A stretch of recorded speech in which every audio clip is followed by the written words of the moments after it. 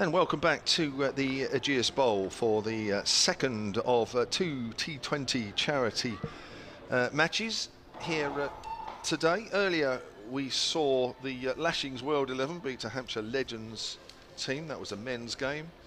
And now we have, I guess, would you say the main event? I suppose we would, really, wouldn't we? Charlotte Edwards Cup match between the Southern Vipers and the South East Stars. Before I give you the details of the toss and the teams, I'm Kevin James. And next to me, taking you through the next couple of hours or so, is Melissa Story. Welcome back. Thank you very much. Looking forward to this one as well. So let me first of all give you the toss details, and then we'll go through the two teams and then the significance of this fixture, because for both these sides it is their penultimate group fixture in this women's T20 competition. So the Vipers have won the toss and elected to bowl first, and there are changes on both sides, probably more significantly for the Vipers than for the South East Stars. Do you want to do the South East Stars? Absolutely. Melissa? So South East Stars, beginning with Bryony Smith. She will be opening the batting with Ailish Cranstone, so two quite experienced batters opening up. The young and very extravagant Alice Capsey coming in at number 3. Phoebe Franklin will be coming in number 4. Alice Davidson Richards, number 5. Coming in at 6, Kirsty White. She's back into the setup. At number 7 is Ciara Green. She will be wicket-keeping for the South East Stars. At 8 we have Callie Moore. She's the off-spin bowler who played for the Northern Superchargers. At 9, Emma Jones, the young, exciting seamer. And again, coming in at 10, Alexa Stonehouse, another young, exciting seamer for the Stars. And finally, Danielle Gregory, the leg spinner. So two changes for the Stars that beat Lightning a couple of nights ago at Guildford. Of course, they've lost Tash Farrant and also Grace Gibbs to the latest England side, Sophia Dunkley. As well. Now for the Vipers, 4 changes for them from the side that lost to the Central Sparks at Hove also on Wednesday night. They will line up like this. Tara Norris will open the batting with Georgia Adams, then Georgia Elwis, Paige Schofield, Emily Windsor in at 5, Carla Rudd the keeper in at 6, Ella Chandler making her debut in at 7, Alice Monaghan will come in at 8, Sophie Mitchellmore, another debut for her, she comes in at 9, number 10 will be Charlotte Taylor, and number 11 Chiara Green, who is also making her debut. So 4 changes for the Vipers. No Charlie Dean or Maya Boucher. They were also called up for the England squad against, or the series against New Zealand next month. That's their maiden call-ups. And there's no Lauren Bell or Ellen McGacken from the previous game.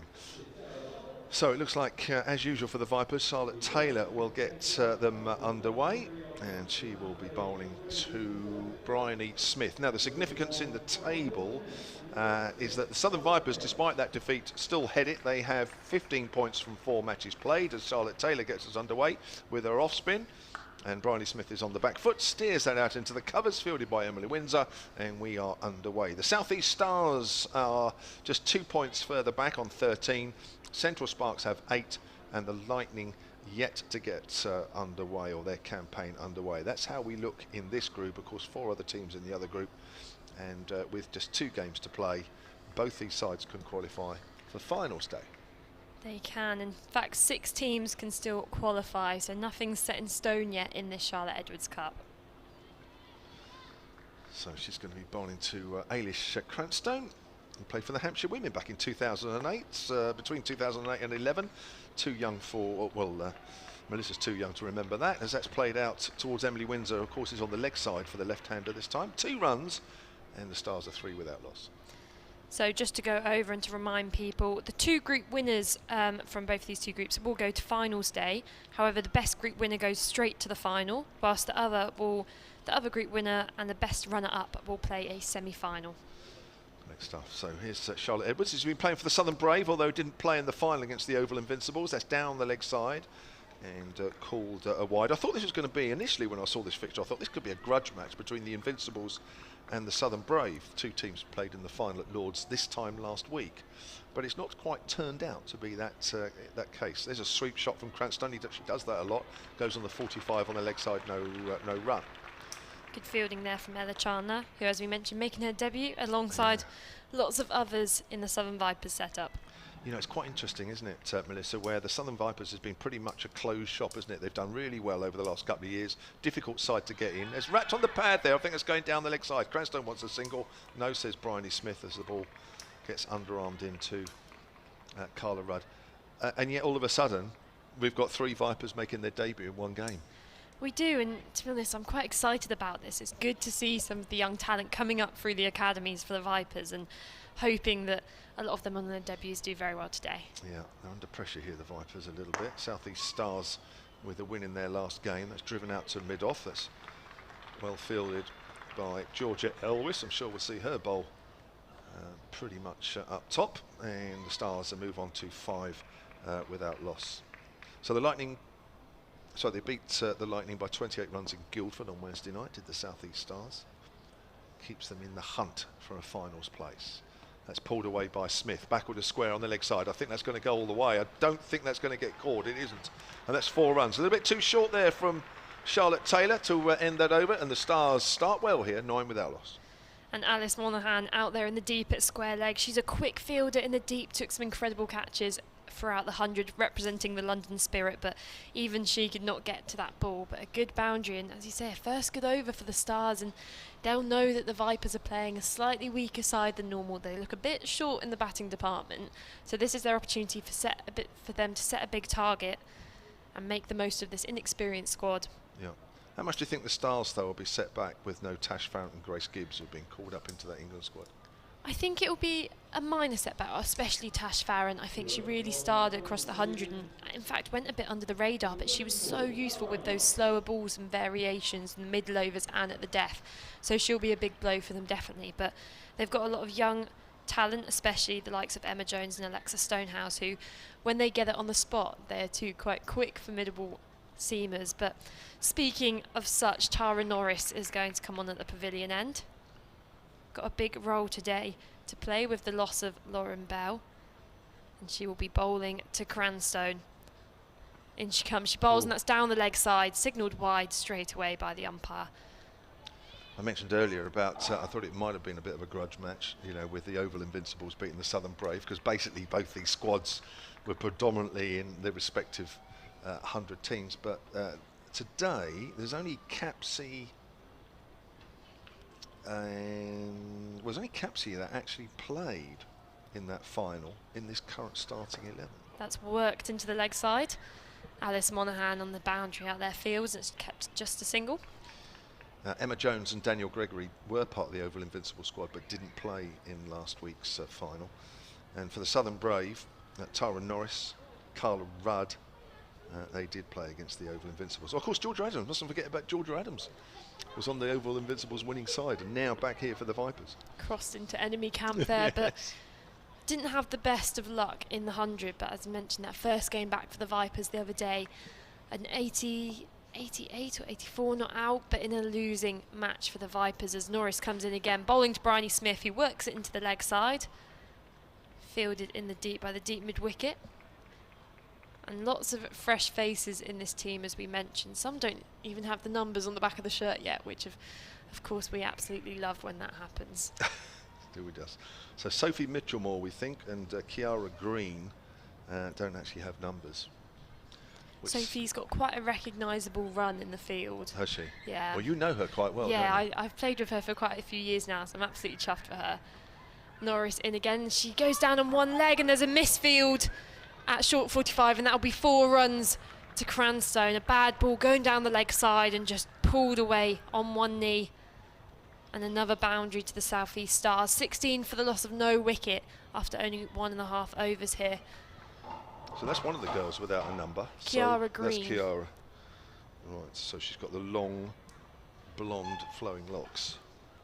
Unfortunately, of course, that is one thing which is so important, especially in the shorter formats, is the fielding. And a lot of these players coming up into this level, it is a step up from the academy games and the kind of county games you expect. There's not many rooms for mistakes like that, and I think Chiara will be disappointed with that fielding as Norris, top of her mark, comes in again, full of ball. That's a full toss, and it will be the same result. It's going towards the boundary for 4 runs, a low full toss going down leg, and Cranstone does not hesitate to put that away to the boundary. She moves on to 12 off 7. Dear. Good start from the Stars here. Hampshire beats Hampshire. The Vipers beat the Stars earlier on in the 50 over competition at Beckenham earlier on this season. Quite an easy win in the end. And they also beat them in the 20 over competition also at Beckenham. And as we mentioned, this is a key game for both of these teams, as 6 key teams can still qualify, and that's driven straight, and Tara Norris gets a hand to it, so it trickles to the mid-on fielder for no run. A better response there. And I guess something we've seen throughout the season from the South East Stars, this opening left-hand, right-hand combination. Vipers haven't quite got their radar correct in these first 2 overs so far, but they're going to need to soon, because especially in this power play where you're only allowed 2 fielders out of the inner ring, it's important to keep to these tight bowling lines. Norris at the top of her mark. 2 balls remaining in this over after that wide in the first ball, and that swung in the air over long off's head. 1 bounce, 2 bounce, 4 runs. A great attacking shot from Ailish Cranstone here, who seems to have her eye in. She does. She didn't even have a 100 contract, didn't play for any of the teams, and yet she started the brighter of the 2. She's an experienced player. She's been in and around the county setup for a long time now, and that ball was just in the slot for her. But it's good to see this attacking in the opening few overs. You don't see many attacking shots such as this, but these 2 together could be a dangerous partnership. And South East Stars now 24 for no wicket. Yeah, good start. So we thought the Vipers were going to run away with this tournament until they lost to the Central Sparks during the week. But you were saying that well, certainly this group is very open, isn't it? Apart from the Lightning. Yes, it is. And I mean, in this final games, the Vipers are going to be playing Central Sparks, and the Stars will be playing Lightning again. Yes, Taylor. It's in the air, and just over the head of the mid-on. Bryony Smith picks up 4 more, and it was just out of the reach. Georgia Elwes there, I think. Yeah. Not the tallest of people, but she jumped to her full extent there. The ball just evading her outstretched hands. So yes, Vipers are looking to play Central Sparks, which, as we've known, luckily they're not playing at Brighton and Hove, which we noticed. It's Lightning their last game, isn't it? Lightning, of course, sorry. Yeah. So that should hopefully be a slightly easier game for the Vipers. Here's Taylor again. Smith pulls that away on the onside. She's found the gap down towards deep mid-wicket. The chase is on here, and that's well picked up. Just inside the boundary by Alice Monaghan. Good fielding from her, good athleticism. But the Stars are quickly out of the traps here, 30 without loss, and we're only in the 3rd. Dear, uncharacteristic here from the Vipers. We've been so used to seeing them dominate, haven't we, Melissa? It isn't. I mean, it's unusual to begin with that Taylor usually comes on. She bowls just 1 over in this power play, but with the loss of Lauren Bell, who usually bowls about 2 of her allocated 4 overs in the power play, it's left a large dent in this bowling attack. Oh, she's playing a miss in there, or has it just edged through to the keeper, Carla Rudd? It bounces off her gloves and goes out to backward point. Another one of those drifting away balls that Taylor's well known for. So the Vipers have got to go to Lightning last game. The Stars will be playing the Central Sparks. Central Sparks, sorry, yes, yeah. Sorry. If I got that wrong earlier, I apologise. That's driven to extra cover, fielded by Georgia Adams. And anything can happen. So this could go down to Bank Holiday Monday, basically, couldn't it? It could, and there's the importance of run rate as well in this competition. When looking at the best group winner going straight to the final and the other group winner, they've got to get good run rates here in these final few games. Bryony Smith off the back foot steers it out to deep cover, where it's fielded by Emily Windsor, who's made some fleeting appearances for the Trent Rockets in the 100 competition. She was a good luck charm for the Trent Rockets. Started winning as soon as she joined the team. She did, didn't she? I think she missed, the first 3 they lost or something, 2 or 3, and then she got in the side and they started winning again. And I think her last game, her 3rd or 4th, they lost, and she had a bit of an injury as well, didn't she? She said, and that was it. Taylor swung away on the leg side again by Cranstone. I'll get a quick single as the ball goes out backward to square. That's good running as well. Aggressive running, some aggressive stroke play as well from Smith and Cranston. And the Stars have got away to a fast start here. 3 overs gone, they're 32 without loss. And of course, apart from these 2, as we mentioned in the lineup, the South East Stars have Alice Kapsu, who took the world by storm in the 100 with some very assertive knocks just for her age, only 17, just turned 17, and already looking like a very well put together player. And she's caught the eye of quite a few. So with the loss of Charlie Dean, Danny Wyatt, Maya Bouchier, the Vipers are going to want to restrict the Stars and the likes of Alice Capsey to as low a score as possible. It's funny, they've gone from looking quite formidable, the Vipers, to all of a sudden looking a little bit vulnerable.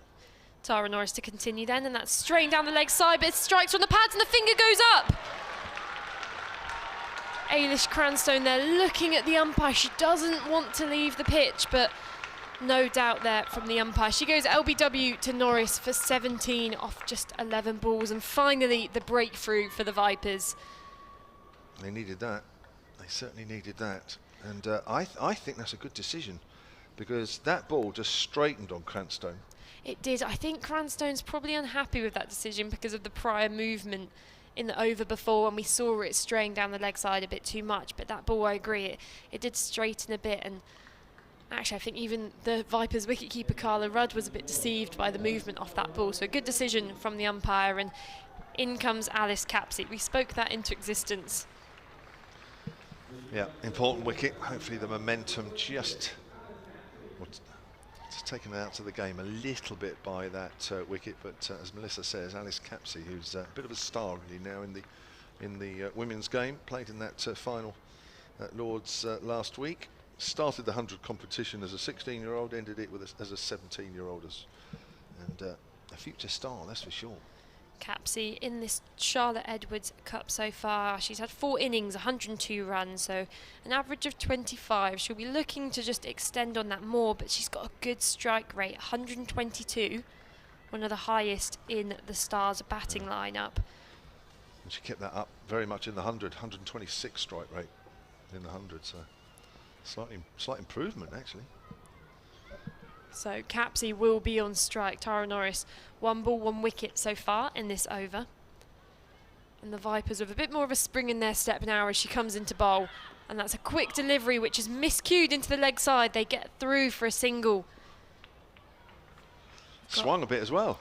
It did. I mean, we've got a bit more cloud cover has come back out. The sun broke out for a while in the interval between these 2 charity matches here at the Ageas Bowl, but it's just started to cloud over again. Yep. And you can still donate to the NHS charity that Hampshire are supporting, 70085, and text NHS 20.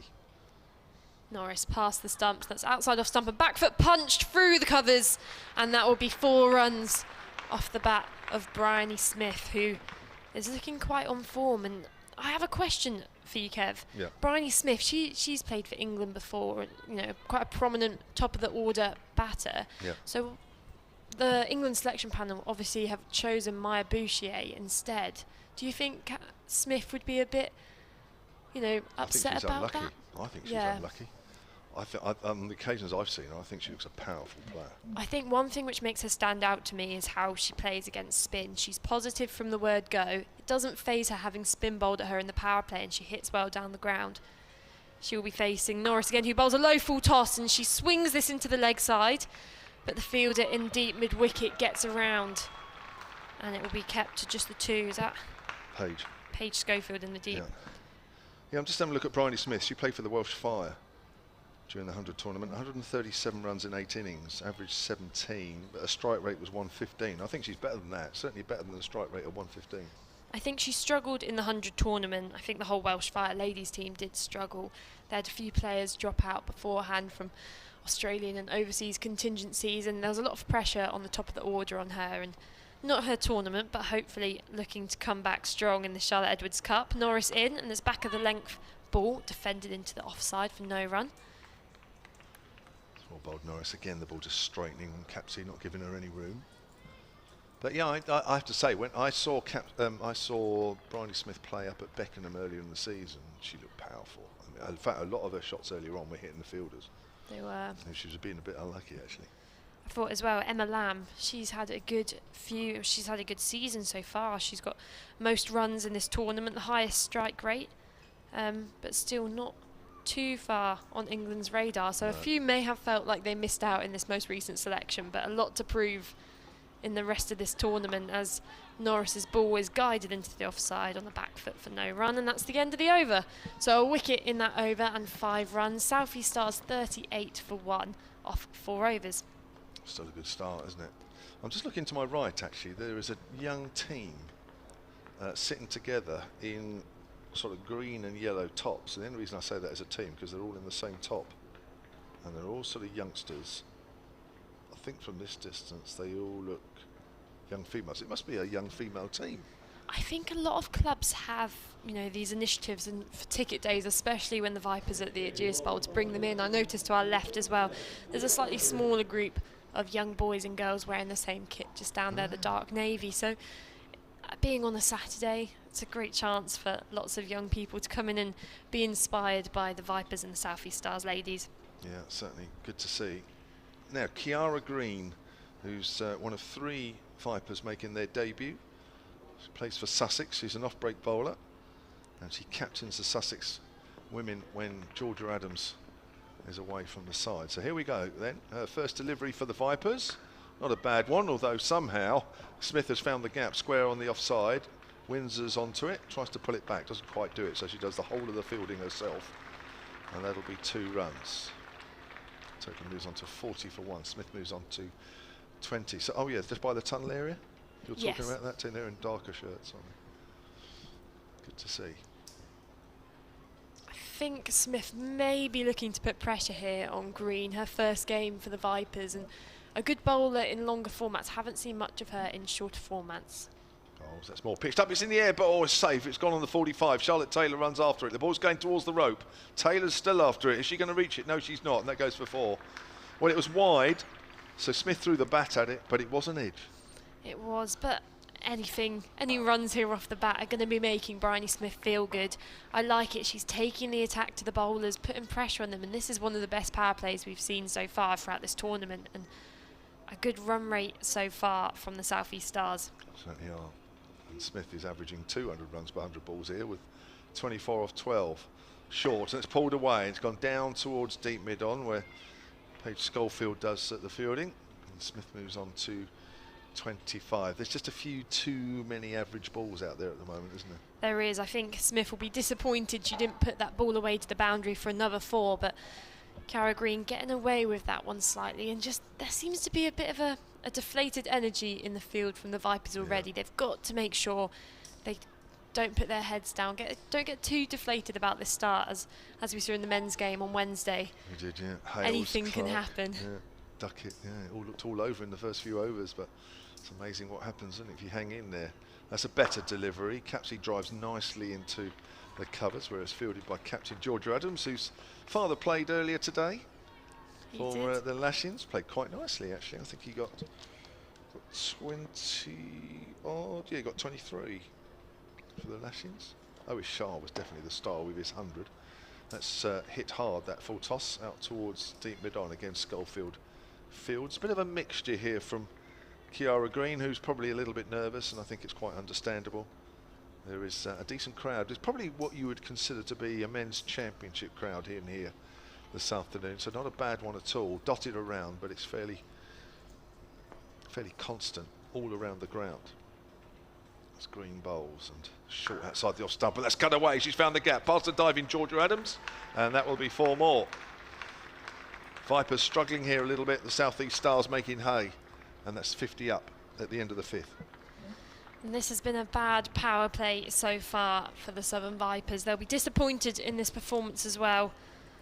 Tara Norris, slightly better of the bowlers so far performing in this power play, but as we mentioned, with the loss of Charlie Dean, she had a good average and low economy rate for the Vipers in this competition so far.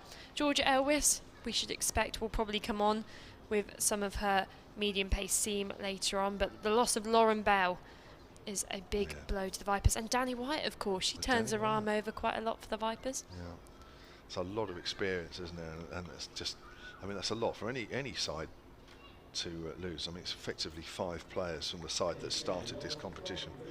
All big players for the Vipers as well, who basically dominate for the team, don't they? They do. So, as we say, Georgia Elwes now in bowling at Capsey, who works it into the leg side for just a single. Georgia Elwes has been playing for the Birmingham Phoenix in the 100 competition. Had a relatively quiet tournament, I think, but she definitely moves around in her teams and locations. Southampton, Birmingham. Where's she going Was next? he Staffordshire born, though? Was he up that way? Maybe. She was somewhere else. Something at the back of my mind is suggesting that. Let me have a look. So averages 16 with the ball in this competition so far. Taken the 6 wickets. Best figures, 3 for 16 so far in this competition. She's past the stumps. Full of ball, and it's driven powerfully down the ground. Bryony Smith taking no prisoners here. And a beautiful off drive, which evades all the inner ring fielders. Yeah, she's Wolverhampton born, so maybe not surprising she played for the Birmingham Phoenix. Chance to get back home. Bit of home allegiance. Yeah. I like that. I mean, they definitely had the flashiest kit in the 100. It was quite the appeal for their team. The golden pads and gloves and a bit of bling. It was wonderful. Looking for a reply then, Elwes. Bowling to Smith again. It's another full ball, and it's stopped this time straight to the mid-off fielder. Bryony Smith looking for the same shot there, but just a bit wider and stopped in the inner ring. Smith really showing now just how much of a powerful player she is, especially straight. Elwes cannot afford to bowl anything in her arc here because it will be going deep mid-wicket, long on, and the ball goes to deep mid-wicket. Good fielding placement from the captain, Georgia Adams, who recognising that Smith is looking to hit in that V early on. Yeah. So you were mentioning about Smith, I mean, you know, whether, you know, she's been overlooked at. She's still only 23. She is. She's been in the England Academy setup for a while. She actually captained an England Ladies Academy game against New Zealand last week, which went quite under the radar as Elwes in. And that's a fuller ball, strikes Capsey on the pads, but it looks like it's going down. Not much appeal from the fielders. Yeah, it was. I tried to find it on, you know, Cricinfo, all of it, but there was no live scorecard. But she captained that game, so she is clearly on the radar, and I think they recognise that, you know, she's a good captain, she's a powerful player, but perhaps just needs a bit more fine-tuning before her England call-up. But I'm sure we will be seeing her play for England in the future, as that's driven strong to Elwes, who fields off her own bowling and now grasps her hands behind her back, as that was struck quite powerfully from Alice Capsey. But that is the first Elwes overdone. The end of the power play, South East Stars 56 for 1. And going at a very alarming rate for the Vipers so far. Actually, she got a half century in that game. That's got good. 53. Alice Davidson Richards also played in that one. Oh, you found a scorecard when I didn't. Well, actually, funny enough, I came across it a couple of days ago when I was looking at a couple of bits. Susie Bates played in that one for New Zealand. So it was the full, I think, New Zealand squad they're looking to play against England. Not too sure where it was being played, but South East Stars here going at a run rate of 9.6 per over. So Vipers desperate now to slow the rush of runs here, and Charlotte Taylor returning from the hotel end. Yeah. It's a bit expensive in her first over, or first couple of overs. 2 overs, none for 17. Kind of set the tone, didn't it, really, of the Stars at start. Here she is then. Flighted, it's over the top of mid-off. That's a beautiful shot there from Bryony Smith. Clean hitting, couple of bounces for 4. It was in the slot as well. It's just good batting. It is, and I'm quite glad that 2 of the girls from my university team are here watching today, because they are being treated to some exemplary batting here from Bryony Smith, and give it a few more years in the nets, and I'm sure these are the kind of shots they'll be playing too. That match was played in Derby, by the way. You're taking nice trip up to Derby soon, aren't you? Yeah, on Monday for the Vipers against the Lightning. That turned out to be a very, very important game. Now it's on the stumps, and there's half appeal for a run out, as there was a drive by Smith. Taylor quite deliberately deflected onto the stumps, but Capsey is behind the line. Brief excitement there. 60-1 here in the 7th over. Good start from the Stars, who actually were invited to bat first here after the Vipers won the toss. That's almost a Yorker, dug out by Smith, goes out on the leg side. They'll pick up a single as Carla Rudd runs backwards. That was a nutmeg-esque shot of just tapping it down between her legs almost behind the stumps. And I mean, with this start they've had, the South East Stars, with this field spread now, they can just afford to work it around, just get those singles and twos and just continue to put pressure on the Vipers. They're doing well. There's a little ramp shot, or attempted ramp from Capsey. Misses that one, goes past leg stump. Not called a wide because she walked across the stumps a little bit. There's no fine leg, so I think it's the right idea from Capsey, definitely, but she's 3 off 9 at the moment, and she's one of those players who just needs to take a few balls to get her eye in, and actually, similar to Bryony Smith, hits better straight.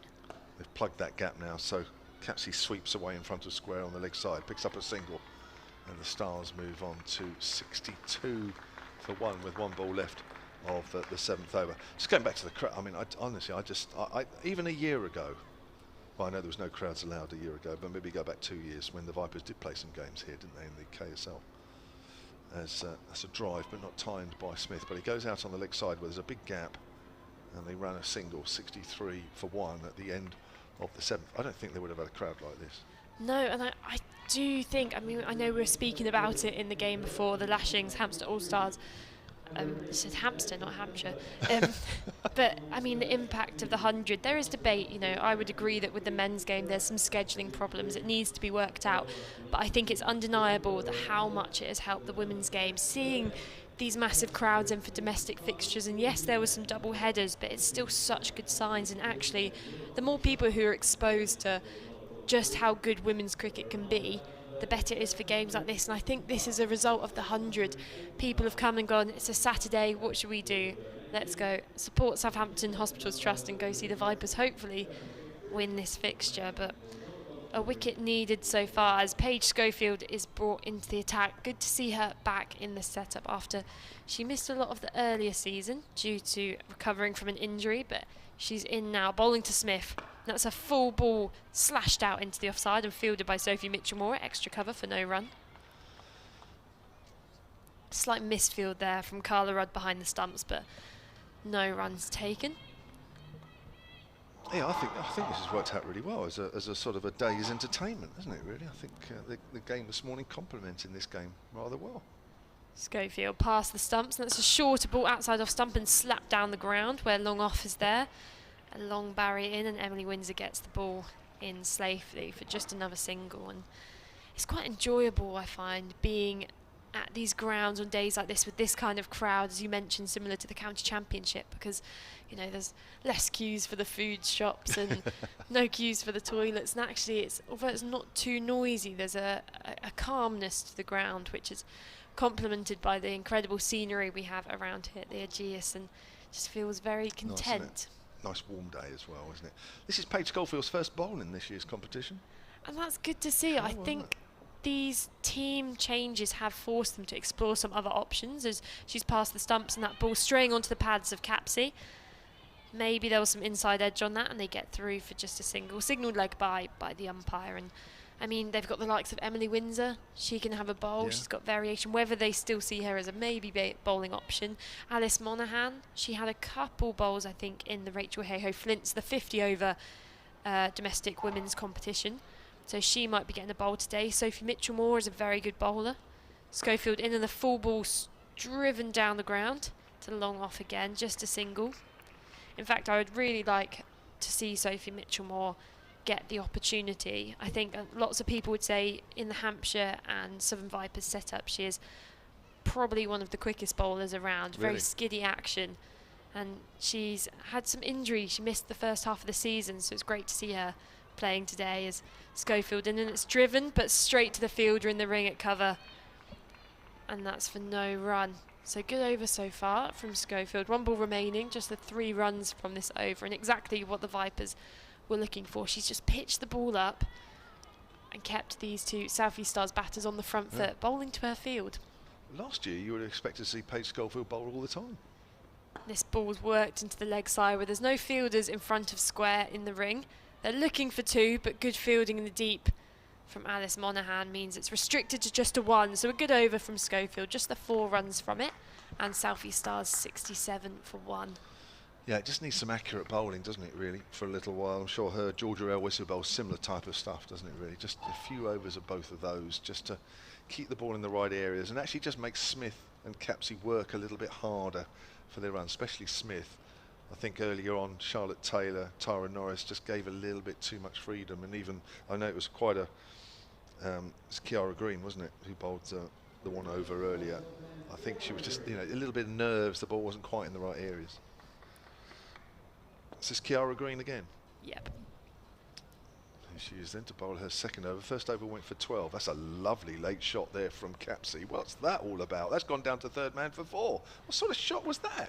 Well, that's a shot where she was expecting the ball to be a bit straighter or a bit more outside of stump, and actually she's taken a full toss, probably from outside the leg stump, and finally reverse swept it for 4. Very impressive hand-eye coordination. That's bowling me straight up. That was, isn't it? I mean, there's nothing wrong with the delivery or the line. It's just well played by Capsey. Great innovation. Very fine reverse sweep. That's a good length ball, which Capsey works into the gap through mid-wicket. That'll be Monaghan coming off the deep mid-wicket boundary. Keeps it down to a single, and the Stars move on to 72 for 1. With this protection in the deep, Chiara Green is a good option here. She's quite a slow spinner, so it might tempt Capsey or Smith to hit aerial to either this long on or long off. That's aerial. Has it got enough on it? She'd be caught deep mid on. Schofield's underneath it. Good catch. Took it about a yard inside the rope. She had to make sure she stayed inside the rope with the momentum of the ball coming towards her. But that is a big wicket, and Bryony Smith looks up at the heavens as she walks back. She knows she's made a mistake there. She goes for 42 off 25, and they are 2 wickets down now for 71. Oh, I just love it when I'm right. Called it straight away. I think I've got the most severe case of commentator's curse. It happened with Alex Hales on Wednesday as well, when we were like, he's going to be 6 or out this ball, and of course he got caught the next ball. But I mean, it's questionable, that shot from Smith. It would have been nice to see her try and bat throughout this innings, and actually with that fielder in the deep, going aerial was probably not the right shot. There was many more gaps in the field, and actually just hitting it along the ground and accepting the single would probably have been a better option. We've seen in a few of these games that the loss of some of those top order batters can cause a bit of a collapse, especially with these 2 quite inexperienced squads on both sides. So whether that shot will come to haunt her, but nonetheless a good catch from Paige Schofield in the deep, who seems to be everywhere the ball's going at the moment. Well, she tends to be like that, doesn't it? Her and Maya Boucher sort of do that mid-wicket, mid extra cover area a lot, but then when the shots are going a little deeper more often, then Paige is one of those that is in that important position. She's getting a good round of applause as she walks back to her mark, with the crowd just below us here on the hotel end of this Ageas Bowl. Well done to Chiara Green, who'll feel much better for her first Vipers wicket. And Phoebe Franklin is the new batter for the South East Stars, and immediately she's no, in fact it's Capsey, isn't it, who just opens the face of the bat and works that behind square on the offside. Or was it Franklin? It can't be Franklin. I think that was Franklin. Oh, it was number Franklin. 10. Sorry, it was, yeah. On her back. I thought they would have swapped ends. The ball was in the air a long time to Schofield. They obviously didn't bother running much. Maybe she thought it was 6 straight off. Yeah, I mean, it was must have done. nearly 6. That's what made it such a good catch from Schofield.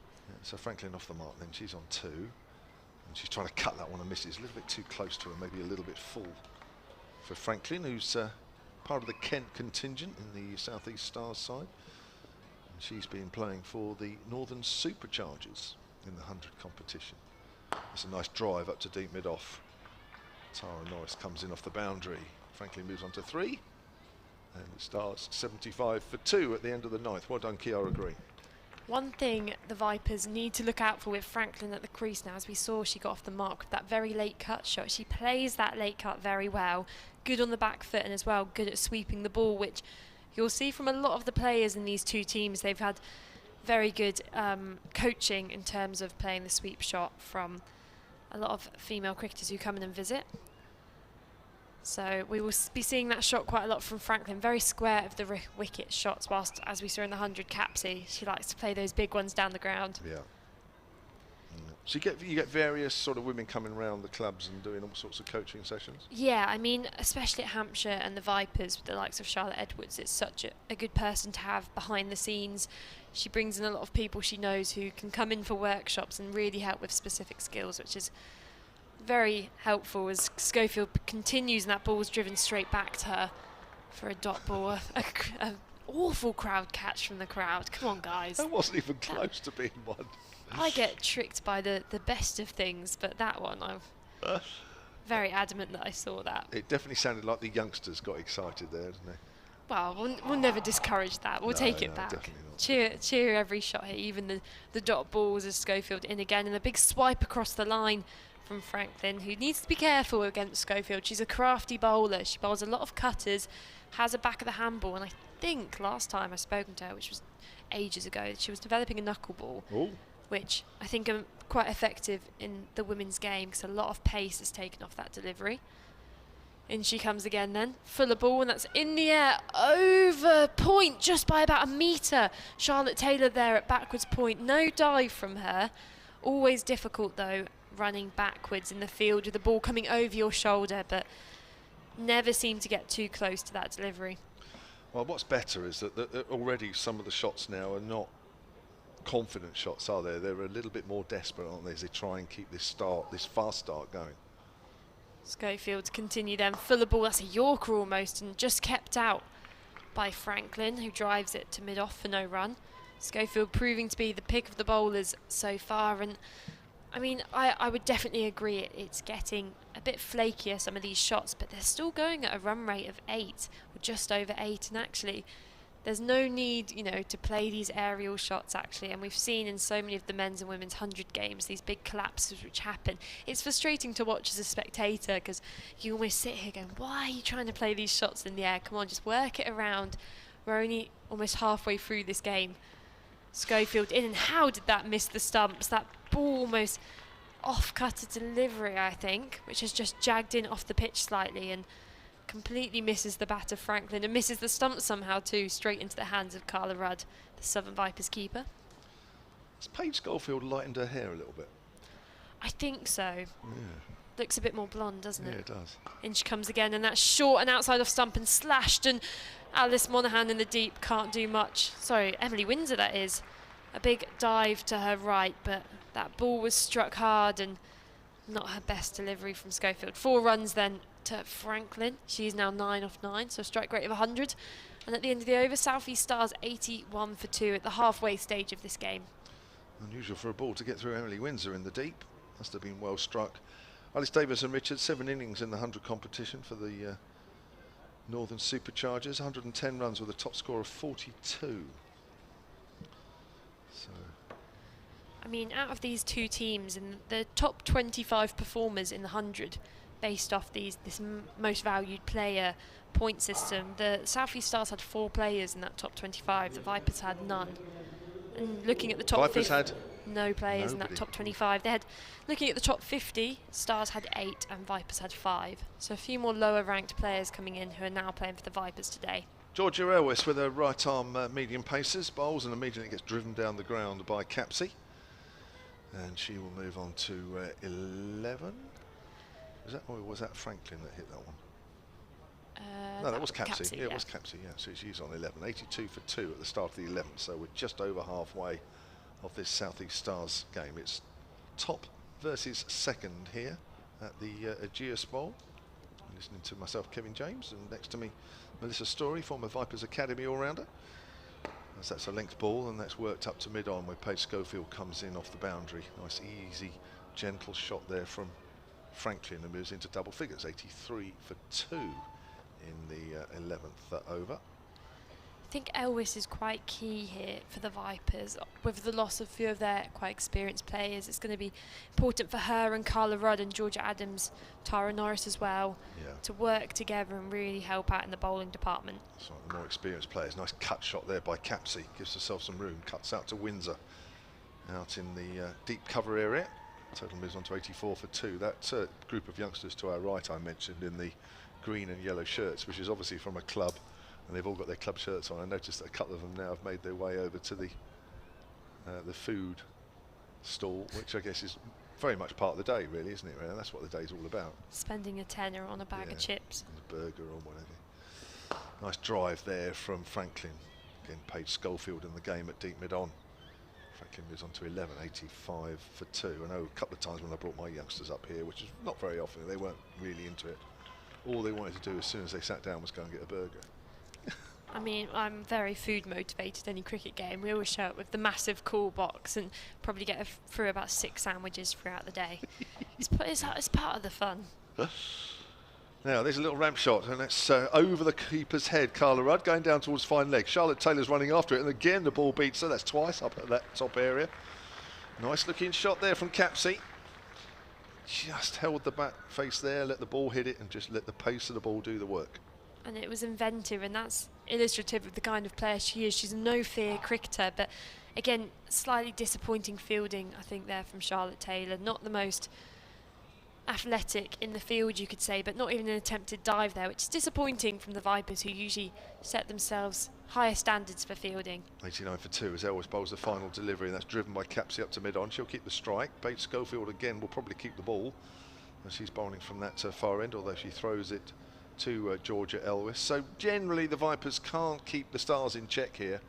The away side has made a good start to this game, having been put into bat after Vipers won the toss. Ailish Cranstone the first to go, LBW to Tara Norris for 17, playing across a ball that swung and probably looked pretty plumb actually. 32 for 1, that was in the fourth, and then Bryony Smith, who was striking the ball well, made 42 off 25 deliveries before she was well caught by Paige Schofield on the deep on boundary of Chiara Green, her first wicket for Green in a debut game for the Vipers. 72 for 2 the score at the time. Norris to come back then at the pavilion end for the Vipers. She's got an all leg side field, which is something we've seen before from her in the T20 format of the game in this competition. She likes to have protection entirely on the leg side, all four fielders out there and everyone else up in the ring on the offside. That first ball is short outside off stump and lucky not to go through one of those gaps there. Not where she'll be looking to bowl that delivery. I think pushing everyone back on the leg side and bowling short and wide offside off stump. She was lucky. Was that Mitchell Moore doing the fielding? I think so. You should know, you played with her for ages. No. Extra cover? She is a very good fielder. I usually dump her out on the boundary because she's very quick, I must say. But with her recent injuries, I think they might be just trying to prevent her from diving on her bad shoulder. Norris, and that's a slower ball from her, Yorker length, but kept out by Franklin and guided to the long on fielder for just a single. So early in the season, yeah, she was playing for the Southern Vipers Academy and dove into the crease when batting, and if I remember correctly, it's dislodged kind of to do with her collarbone or shoulder and dislocations, and at one point it was looking like it might have to go to surgery, but she's come back and recovered strong for the Vipers. So as I mentioned, good to see her in the team today. Norris in and gives herself some room, does Capsey, and hits over the offside field, over extra cover's head, and that will be 4 runs. Good inventive cricket there from Capsey, who noticed that the field were in on the offside. Tara Norris just gave her a bit too much length and width with that delivery, and it was allowed to just elevate it over the inner ring on the offside. It's too short. It's too short, isn't it? It gives herself too much room. Too many options by the time the ball arrives. She doesn't. With this field, I mean, anyone, it's almost like a death overs field, you would say. She needs to be bowling her slower balls and Yorkers nice and full up at the batter's feet, just getting them to push into this leg side. But we've seen a fielding change now as fine legs brought up in the ring, deep cover out, and that ball's gone down the leg stump. Overcompensated a bit too much, has Norris there, and signalled wide by the umpire. 2 of the youngsters in that team I was mentioning in the green and yellow shirts, they obviously got bumper ice creams walking back to their seats. Still another one of that team up there, probably ordering the same, I should think.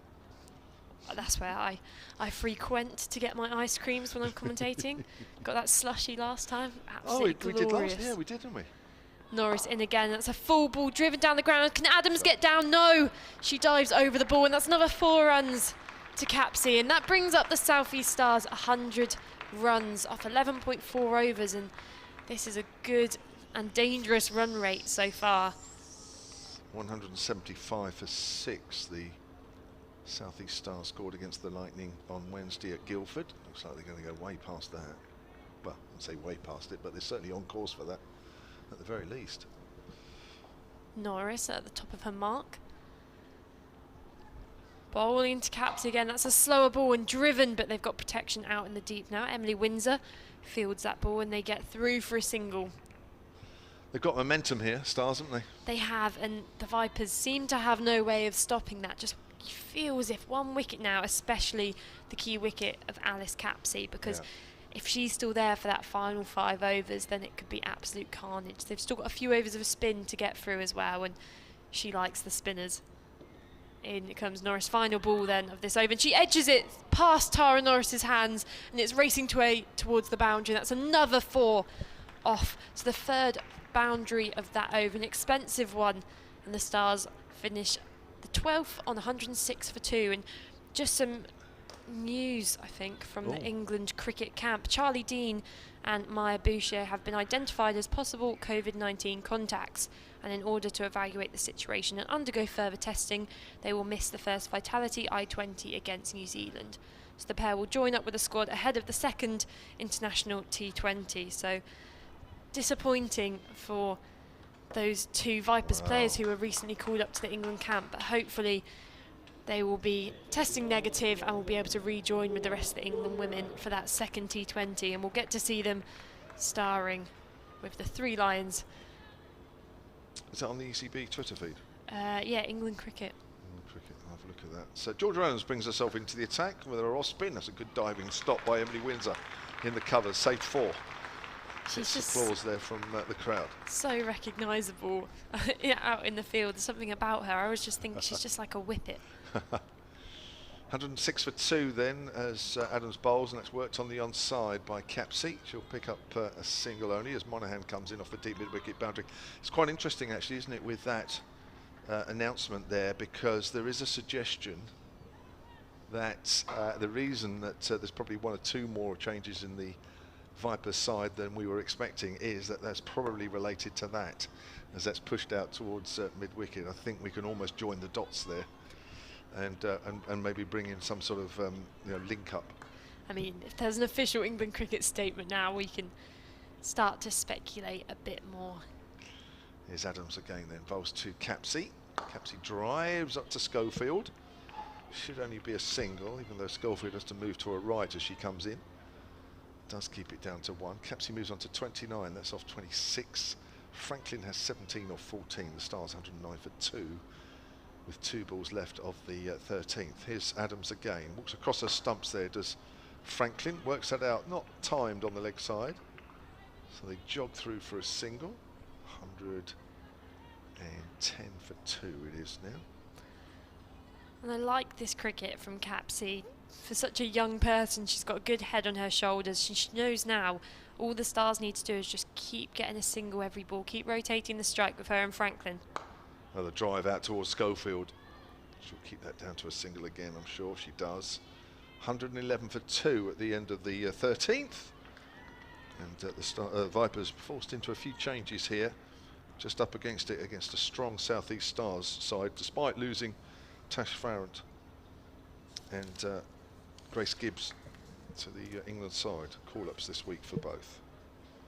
Both these batters at the crease, Franklin and Capsey, have a strike rate of over 100 at the moment, and actually only 4 players in this tournament so far have more than 100 runs and a strike rate above 120. So I guess this illustrates one of the issues of the lack of batters, unable to consistently hit with these higher strike rates. But these 2 proving in the middle now with this invaluable partnership that they are able to get runs and get runs quickly, as Schofield continues 2 overs for 9 runs so far, and that's a fuller ball and a leg glanced by Alice Capsey. She's dissected 2 fielders in the deep, and with a relay throw back in, that's an easy 2 for the South East Stars, moving the score into 115, and warmly met with a round of applause here. It's not quite the same as at Trent Bridge the other day when Hampshire scored runs and there was deadly silence. There's a nice appreciation here at the Ageas Bowl for all sorts of good cricket here today. It's past the stumps of Schofield, and that's in the air, but clubbed and slightly mistimed to long on. 3 bounces into her hands and she gets that in, so another single onto the score of Capsey. She moves on to 33. 42 these 2 have put on now. 40 partnership between Bryony Smith and Capsey earlier. Good start from the Stars. And you would say with 6.4 overs remaining, this could be a worryingly big score for the Vipers to chase, as this fuller ball is mistimed into the square leg region, and the fielder on the boundary comes around to clear that up. Quite a dodgy throw there into Carla Rudd, who's been all over the place behind the stumps trying to clear up some sloppy throws today, but she's done a good job. So they've used 6 bowlers, the Vipers, so far, but it's unclear as to who's really going to sort of bowl their 4. Schofield in again, continuing with that leg stump line, and it's worked into the leg side. Just to the deep mid-wicket fielder for another single. And I agree, I mean, with Schofield's bowling her 3rd over now, but she'll only have 1 left. She's been the pick of the bowlers so far, absolutely. She'll bowl a lot, yeah. Whether Georgia Adams is just looking to sneak in a few more overs of her own spin. Not only 5 runs off her 1st over. Schofield in and driven, but straight to the fielder at mid-off. Sophie Mitchell-Moore there, no runs past her. Taylor's been expensive, 3 overs, none for 24, but she's experienced. Do you think she probably will bowl her 4th? But Tara Norris, 3 overs, 1 for 37. Expensive. And when Tara Norris does tend to have a bad day, her head can fall a bit as that's driven powerfully down the ground. But again, Sophie Mitchell, who shies at the stumps, and that could have been close, but the ball just going over the top. And another good over there from Schofield. 3 overs for 15 now, so just the 6 off that over. South East Stars 117 for 2. Real chance of a run out there, wasn't it? Real chance. Chiara Green, 2 more overs left. She's been quite expensive as well. So how many do we have left? So you've got Charlotte Taylor, she's got 1, Tara Norris 1. You'd say Georgia Elwis and Paige Schofield would both bowl their remaining 3 overs. That's half of them accounted for. Will they bowl Tara Norris again? Elwis? Yeah, so I think they'll bowl Elwis and Schofield for their remaining 3 between them. Charlotte Taylor coming back into the attack now, so she's only got 1 over remaining. It's a bit of a quandary here for Georgia Adams. It's not quite going to plan here.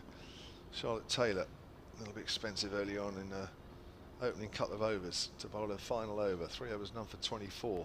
Bowls, and that's down the leg side, and that's going to be called a wide. Phoebe Franklin trying to work that away on the leg side. There are other games going on in this competition this afternoon.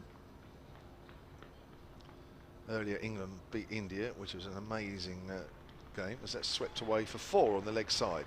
Nice shot there. Good fine sweep there from Phoebe Franklin. That's the 50-run partnership between these two, and it's taken just 34 balls. Again, good momentum. England winning by an innings and 76 to level the series. We were gobsmacked. We sat up here, suddenly looked at the BBC Sport app and saw that the game was all over. Incredible, wasn't it?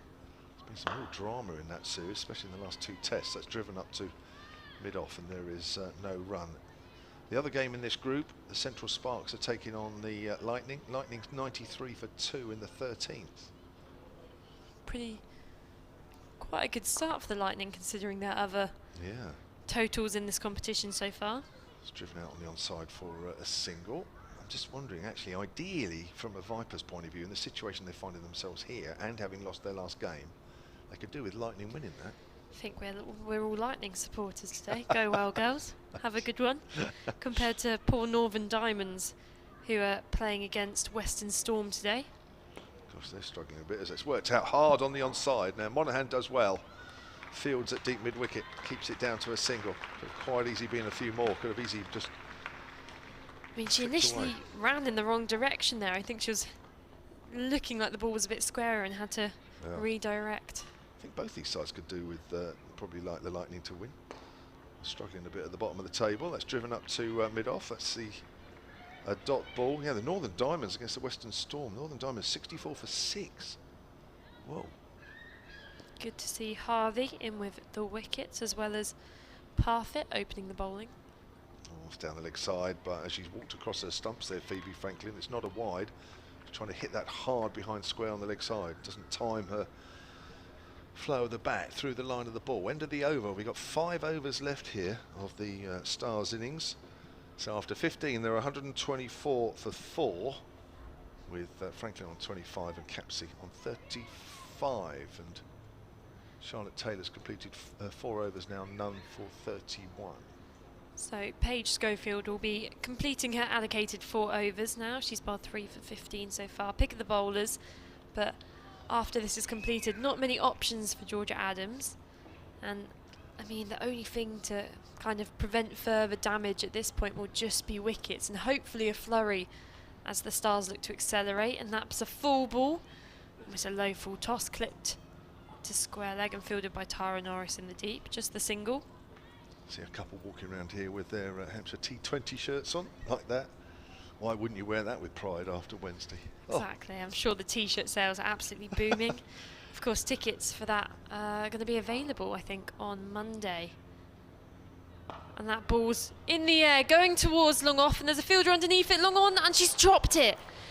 She did all the hard work to get there. Georgia Elwis in the deep, made the legs, got her hands to the ball, but almost just her elbows when they hit the ground. The ball almost bobbled out, and she'll be disappointed in that. She's usually a good fielder in the deep, and that was the wicket they needed, the Vipers. In comes Schofield again, and a big hoik from Capsey is mistimed into just trickles to leg stump and fielded by Carla Rudd behind the stumps.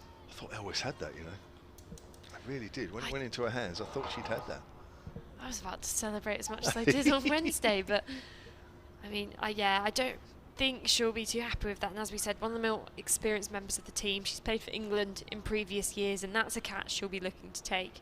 Schofield in, fuller delivery again. It's in the air, but it's over extra cover, just evades Georgia Adams there, and Emily Windsor comes around on cover to clear up, and good running from the South East Stars. They get through for 2 runs, and it just, I mean, they've just been shone in this inning so far. They've not done much wrong. You'd say Bryony Smith's dismissal, perhaps not the correct shot, but they've recovered well from that, and 129 for 2 off 15.4 overs so far. Schofield in, that's short and wide but missed by Franklin, and lucky to get away with that delivery. Another dot ball added on. Well, if they can keep it down to about 150, 160, I think they've done pretty well. I think key for the Vipers will be keeping it under 150 now. They'll be saying that it's a psychological boundary. You don't want to cross that, whilst the Stars will be looking to cross it. Franklin hoiks that away into the leg stump and fielded by Alice Monaghan in the deep mid-wicket just for another single. And that is Schofield's 4 overs complete. She has bowled 4 overs for 21 runs. No wickets, but a good economy rate of 5.3 per over. Yeah, it needed that, didn't it? Just to steady things a little bit. Just needed a tidy spell in the middle, and that's exactly what Paige Schofield has given the Vipers. Just in that last game against Central Sparks, Vipers 162 for 4. The Sparks won that with an over to spare. So I think 160 in this is a really good total, isn't it, normally? And Georgia Adams, as we thought, trying to sneak in a few overs here at the end, and actually she does bring herself on at the end quite often. First over just went for 5. That's a low full toss, steered on the leg side by Franklin, down towards Schofield at deep mid-on. 131 for 2. And these two have put on nearly 60. Some good batting from the South East Stars here. As Adams bowls. There's a little reverse sweep, and it's in the air this time from Franklin. It's gone over the infield. It's running out towards the rope, and that's gone. It's gone for 4. Nice shot again. Great innovation. Good effort from Ella Chandler. She got the dive in there on the boundary, but unfortunately not quick enough to chase that ball down. And just brilliant, all these shots she brings out when she's in the middle. It's just incredible. 17 years of age, playing some gutsy innings here for the South East Stars. Yeah, she certainly is, as Adams bowls again, and Capsey drives out on the onside towards deepish square leg. Mitchell Moore comes in, and the total moves on to 136 for 2. Now Capsey moves on to 42. Brings Franklin back on strike. They haven't always timed their shots, but they always seem to have found the gap. And there's another reverse sweep she bowled. Just one reverse sweep too many out there in the middle, and this time Franklin goes bold. It's a straight one from Adams. She goes for 30 off 28. And the Stars have lost their 3rd wicket now, with a score on 135. And I think you could sense that was coming just a bit. As you say, perhaps one too many reverse sweeps, and that's the straighter ball went straight through the defences of Franklin. And it's still, I mean, I will never say no to seeing those kind of shots in these final 5 overs of the game. She played a very valuable innings there, and has allowed Davidson Richards to come in in these final 3.2 overs, and actually Davidson Richards hits a long ball. She's a tall woman, she's got big levers. 136 for 3, apologies. There's one run behind. The scoreboard just disappears, doesn't it, very quickly at the end of a wicket, which it then sort of taxes your mind as to what was the score before it disappeared off the scoreboard. So it's Alice Davidson Richards, the new batter, part of the Kent contingent. Played for the Northern Superchargers in the 100. She did, and in and around the England camp for a few years now. I think she may have a few caps for them. Always on their radar, especially due to her all-rounding capabilities. 27 years of age, and she's off the mark straight away. Shortest delivery there from Adams, pulled out on the onside. Thinking about 2, because Paige Schofield had a lot to do running up from mid-on. 137 for 3, just over 3 overs left in the Stars innings. It's quite interesting in this Southern Vipers batting lineup today. There are 10 bowlers. Ooh. Low full toss, which is smashed out on the leg side. Monaghan misses it, and so does Mitchell Moore. In fact, I think Monaghan just pushed it past her. I think so too. There was a bit of a lack of communication there on the boundary between those two. Have played quite a bit with each other, both good boundary fielders, but dissected the two of them. And yeah, going back to what I was saying, just having a look at them now, having played with quite a few of these girls across the years. I mean, some clearly not considered bowling options by the Vipers, but yeah, everyone excluding Carla Rudd, the keeper here in this Vipers team, can bowl and bowl well. So, I mean, the fact that, you know, Alice Monaghan, perhaps Sophie Mitchell-Moore, we haven't seen them bowl today, it's just testimony to how many options the Vipers have. And in this kind of innings where the South East Stars are on 141, it's slightly disappointing that we haven't seen more variation in those middle overs, because the likes of Sophie Mitchell-Moore and Alice Monaghan both have a bit of pace on the ball, could have been useful in those middle overs when they've got 4 allowed out on the boundary, but at this point it's too late in the innings, and that kind of pace was more likely to go. As we see Elwes come back in from the pavilion end, that's a full ball on leg stump line, worked into the leg side and fielded by Monaghan at deep mid-wicket. It's probably just maybe that they're reluctant to use the inexperience a little bit. I mean, Chiara Green was definitely nervous that first over she bowled. She was, and I mean, as well, having to bowl in the power play that first over, I think it shows, but you'll never, you know, your students will never get experience unless you give them exposure to this kind of thing, and that's something South East Stars have done really well with their younger players. That ball clipped into the leg side, square leg coming in from the boundary to field it, and they look for 2 but not enthusiastically, and just settle for 1 in the end. Capsy there, or Davidson Richards matrixing over that ball, allowing it to go into Carla Rudd's hands. For example, as I mentioned, Emma Jones and Alexa Stonehouse, both young bowlers, but given plenty of opportunity, especially opening for the South East Stars. I think we'll see that definitely in sides which have less depth compared to the Vipers. That ball clubbed down the ground slightly to the right of the fielder at long on, but a good dive round means that they stop the boundary, and the batters are only allowed to get through for another 2 runs, met by a round of applause. Yeah, it's good fielding as well by Paige Schofield out there, but could do nothing about stopping the 2. They're just finding the gaps well here in the South East Stars. Nothing's going to hand for the Vipers. Elwes in, and that's a short ball hooked, and this could dissect the 2 fielders again, but no, Tara Norris gets round, slides on her knees, and a chance for a run out as the ball is thrown into the stumps. Good teamwork there on the boundary as Norris flicked the ball up to Monaghan, who has quite a deft throw in the deep, gets the ball in very quick. She has got a good throw, hasn't she? She's almost as a specialist fielder, which she essentially was for the London Spirit in this tournament so far, because I mean, she will be that player where if there is an incredible catch to be taken, a game-changing catch, it will probably be Alice underneath it.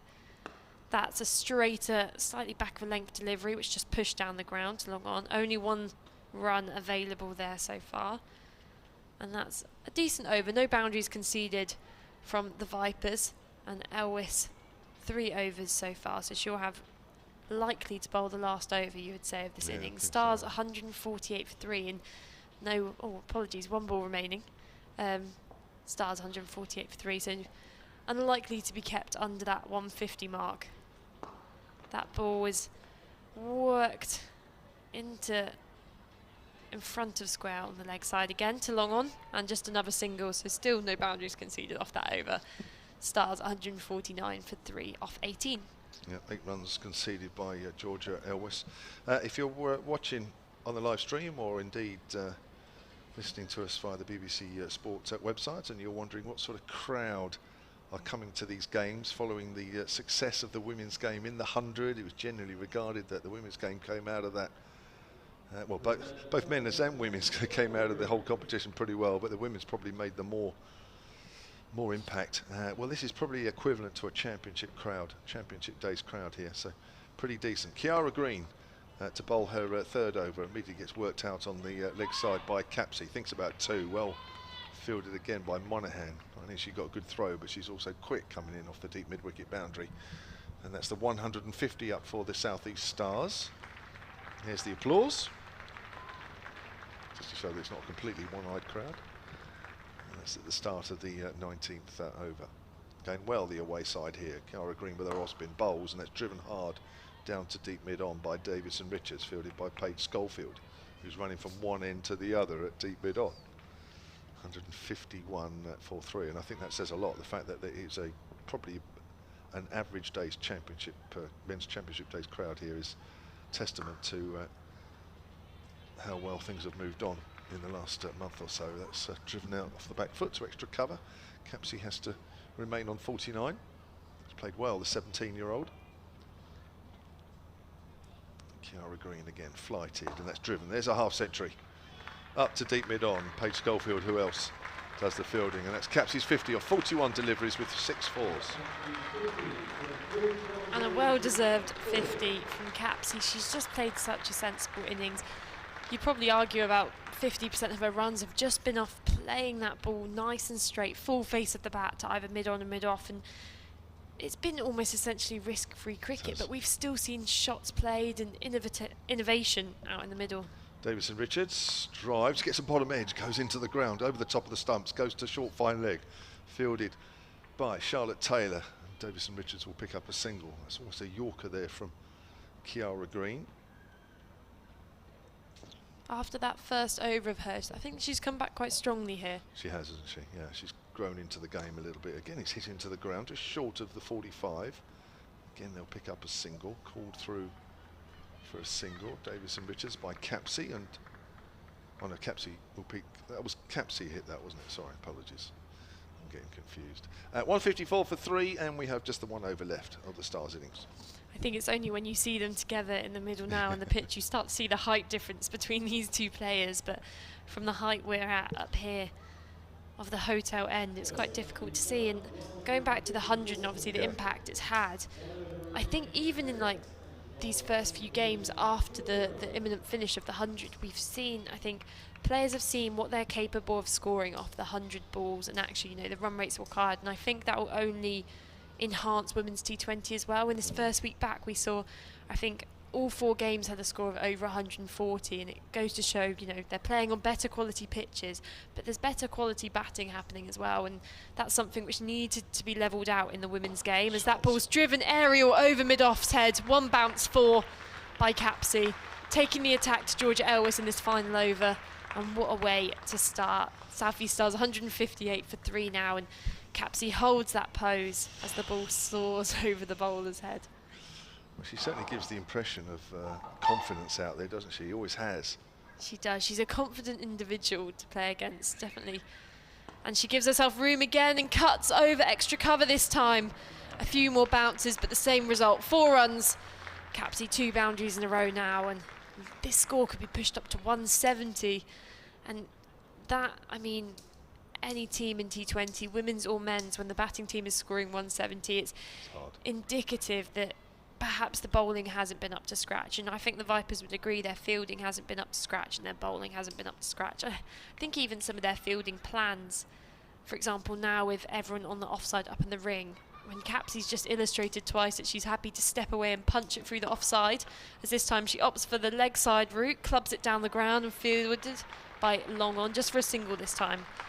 I think there needs to be re-evaluations. I think you can't be static in the plans you adopt as a captain. And although they've had success in this tournament so far, I don't think there's been many occasions where the Vipers have had the attack brought to them and actually been targeted. And in this kind of innings from Capsey, there needs to be more dynamic and fluent captaincy and tactics from the Vipers. Fuller ball on leg stump line. Leg glance into the gap. They should be looking for 2 here, but sent back again. Good fielding from Alice Monaghan. So difficult to run 2 to that bullet arm. Yeah, superb stuff. No, I think you're right. I mean, they've never. I mean, you know, so many games I've seen, and you've seen quite a few of them. You know, they're not really pushed in a lot of their games. And I just think that when they are suddenly confronted with this challenge more often, they almost, their heads go a bit and they crumble as that ball's hoiked into the leg side. Square leg just comes round to their left and gets the ball in. There's a chance for a run out and she's fallen over in the middle. A simple run out and down goes the batter. She could be injured here. I think she may have pulled something in her leg. Hopefully this will just be cramp. I think it's Alice Davidson Richards. Or is it Capsey? No, I think it's is it Davidson Richards? 24. I don't know, actually. Who is 24? Yeah, it's Davidson Richards, yeah. No, so Capsey is on the ground, I think. Oh, yeah, really? Capsey's gone Oh, down. Capsey's gone. Looking for that 2, got sent back, fell over, so she's been run out, but a physio has run on the pitch because Capsey is not standing up at the moment. As I said, hopefully this will just be cramp, but there's a signal off the pitch that she's going to need a bit of an assistance. She's attempting to get up now, Capsey, and she's beginning to slowly hobble off the pitch, but she's met by a large round of applause here, and so well deserved. Capsey dismissed 61 of 46 balls, run out in the end, pushing for that 2, and hopefully we will see her back out in the field and bowling, because no one, regardless of what team it is, you never want to see a player injured out in the middle. But redemption for Elwes with that wicket, 1 ball remaining, and this has been, despite that wicket, still 11 runs off the over. It's been expensive. So the new batch, Chatley, will come in and face this final ball, who is in fact the highest run scorer. She has the highest average for the Stars this batting season. Okay. Elwes' final ball of this innings then, Fuller ball and powerfully clipped off the legs by Chatley. And they get through for 2 runs. Apologies, that must be Alice Davidson Richards hit that final 2. Apologies, the scoreboard's messing us over today, but that's the conclusion of the South East Stars innings. They have got a comprehensive 167 off their 20 overs. The loss of 4 wickets we will run you through. Bryony Smith, she got 42 off 25 balls, got the innings off to a beautiful start. She was caught by Schofield off the bowling of Green. Ailish Cranstone got 17 off 11, again part of that opening partnership. She was out LBW to Norris. Alice Capsey, we just saw departed then in that final over, run out by Norris for 61 off 46 balls. Phoebe Franklin, she got 30 off 29 balls, a good support of Capsey in those middle overs. She was bowled by Adams, and at the end there, Alice Davidson Richards 12 off 9, and Chiara Chatley did not face a ball.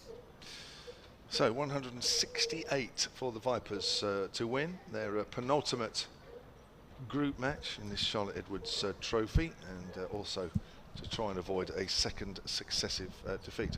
Myself and Melissa Story will be back with you in a few minutes' time.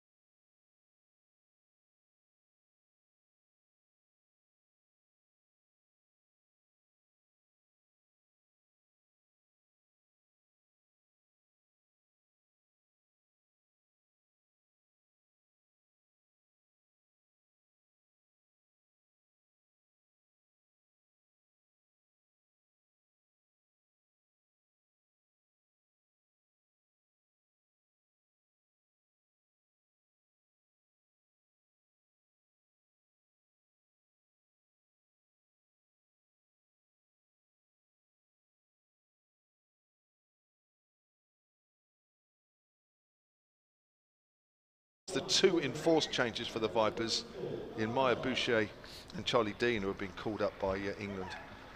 We suspect that maybe a couple of other things are happening, because the Vipers have actually made 4 changes to their side from the side that lost to the Central Sparks. And when you see that England Cricket have tweeted that Maya Boucher and Charlie Dean have been identified as close COVID contacts and will miss the first game in the series against New Zealand, then perhaps the Vipers are also suffering a little bit as well. I'm Kevin James, and next to me is Melissa Story. We'll take you through this Vipers reply. All yours, Melissa. So she bats and now she bowls. Alice Capsey is going to be opening the bowling with her slow off breaks from the pavilion end. So she'll be bowling to Georgia Adams. That's a flat delivery first up, and a bit too short, as Georgia Adams is allowed to pull that into the deep. And they get through for 2 runs. Of course, as we said, as we mentioned, some changes in the team means that Tara Norris is opening the batting with Georgia Adams, something you don't see too often. But just to go over how much the Vipers are relying on Georgia Adams after this ball from Capsey, which she drives straight back to the bowler. I mean, Georgia Adams, she scored 177 runs in this tournament so far, averaging 59. No other batter playing in the team today has scored over 100 runs in this competition so far. Capsey in and in the air, over mid-off. 2 bounce, 3 bounce, 4 runs. And her first boundary well and truly under her belt to Georgia Adams, who she's in form. She didn't have the best 100, but she's come back with a bang. She's a 100 winner with the Oval Invincibles. You heard the youngsters in the crowd there cheering away. That's nice to hear. They love the Vipers down here, and her dad will be watching from playing his game earlier today. Capsey in, and that's a flatter delivery outside off stump, which is just cut straight to extra cover, who's quite close in the ring, so there'll be no run. Yep. He was well, one of the main scorers for the Lashings, made 23, but the main scorer, Shaw, 100. Wow, what an innings that was this morning. Capsey in again. That's a short, rank ball which is pulled into the side, and the fielder does well in the deep. Has a bit of spin on that ball as it bounced into the deep, and she had to dive to her right at the last minute to cut that off. So good fielding. And now the left-handed Tara Norris on strike. Whether this is on purpose from the Vipers to get this left-hand, right-hand combination we saw in the first innings with the South East Stars as well. Well, I can't recollect Tara Norris ever opening. I can't either. I mean, she's a bit of a pinch hitter kind of player, so whether she's playing a Sunil Nareen kind of innings here just to get the Vipers off to a good start, but a slip has been put in for the left-handed Norris, Bryony Smith, in first slip herself. 1 ball remaining in this over. 7 runs off it so far. What can Capsey do? And what can Norris do? It's a straight ball, and it's just worked to the leg side, but straight to the fielder, who fumbles Gregory there, but it goes for no run. So first over gone, Vipers 7 for no wicket. Their required run rate is 8.5. Yeah, it's going to be a tough ask, that's for sure. So to total the Stars have posted. In the other game in this group, Lightning posted 136 for 8 off their 20 overs. That's against the Central Sparks. It's a bit of a slowing down of momentum. Yeah, they did, there. didn't We they? hoped they'd get a bit more than that, but still quite a good score. Yeah, you would think the Central Sparks will get that. And if the South East Stars win here and the Central Sparks win that game, then the Vipers will drop from first to third. Double spin here from the South East Stars. So who have we got? We've got Kayla Moore. Is it Kayla? I'll just check now. So driven back to her by Adams. Just checking the pronunciation. Melissa, that's in the air, but quite deliberate by Adams down to mid-on for a single. Pronounced Callier. Callier. So right, Callie and on the end. Callier. I have reported back from her friend back home at Kent Cricket. Thank you very much. That's 8 without loss then, as Norris is on strike. Just 18 years old, Callier. She's plays for the Kent women, and she also played for the Northern Superchargers in the 100. Had a good competition, you would say, for a young player to be called up unexpectedly. Not bad, is it? So she's bowling round the wicket to the left-hander Tara Norris. 8 without loss. Comes in with her off spin and just follows Norris, who drives into the covers off the back foot, and fielded by Kirsty White. You can sense such a confidence in the field from the South East Stars. They're tight in the field there. They can afford to. They've got a lot of runs on the board, and they're just being quite loud and chirpy here. They are. As Norris plays that length ball back to the bowler. Can't do much about that. I'm not surprised. They know they've got a decent total. No Danny Wyatt, no Maya Boucher, no Charlie Dean. It's going to be tough for the Vipers here, isn't it? More bowls. There's a reverse sweep there from Norris. Can she find the gap? Well, she's been given a little bit of help with not a great bit of fielding, although she did actually hit that quite hard, and that's gone for 4 runs. And again, the crowd have enjoyed that one. I think that may be Alexa Stonehouse. Not too sure there. That slight misfield, perhaps a bit of spin on the ball, but I agree, she hit that one hard. And I mean, we haven't really discussed it yet today, but it does look like a good batting pitch. I mean, there's not too much for the bowlers there. No, it does look a good one. Tara Noyce, who was in the Southern Brave playing in the final last week. They lost to the Oval Invincibles. That's played back to the bowler. So in front of what, 17,000 last week, and in front of probably what is a normal championship crowd here this week, although pretty good, have to be said. 12 with that loss, 2 overs gone. Vipers need another 156. And everyone here at the Ageas Bowl settled back into their seats after that short interval. Gave many people the opportunity to go off and get some chips and get an ice cream and maybe get some pints in. But a nice atmosphere here today at the bowl as Capsey continues the attack by spin here from the South East Stars. Her slow off stump, but that's in the air and it's caught! Georgia Adams, the key batter for the Southern Vipers. She's just chipped one up, almost pretty tame dismissal there from the captain, and that extra cover fielder who's slightly closer in on the offside has taken an easy catch and a big blow for the Vipers. 12 for 1 and the wicket for Capsey. Yeah, to go with a 61, caught by Kirsty White there at extra cover. Just no real pace on the shot, just didn't get it out of the middle of the bat. And I suppose if it's there and you're chasing a challenging total, you have to go for it, don't you? You have to, well, you don't hope, but I would say you expect to get it out of the middle of the bat, so when it doesn't, you get disappointed, and she was disappointed there as well. You know, it's one of those where you throw the bat in the air and say, oh, that's a rubbish shot. I'd agree, and I think she does realise how integral she was to this run chase for the Vipers. Such a large required run rate needed, and we mentioned a very young squad here today. Not many of them have been in the runs, and as Georgia Elwes makes her way to the crease, the burden of the experienced player transfers onto her, and I think if Vipers have any ounce of being able to chase this total down, she's going to be quite central. Agreed. Elwes and Schofield are the main batters here, aren't they? Definitely. I mean, once you get down to Emily Windsor, Carla Rudd, they're players that just don't bat that much. No, they don't. So it's these next two that are massive. Capsey then waiting at the top of her mark for Elwes, just to get her eye in and study the field. And that's a full straight delivery, just prodded down the ground to long on, who's deep. We've also got a deep mid-wicket here. Just the 2 fielders out, of course, in the first 6 overs of this 20-over game in the Charlotte Edwards Cup.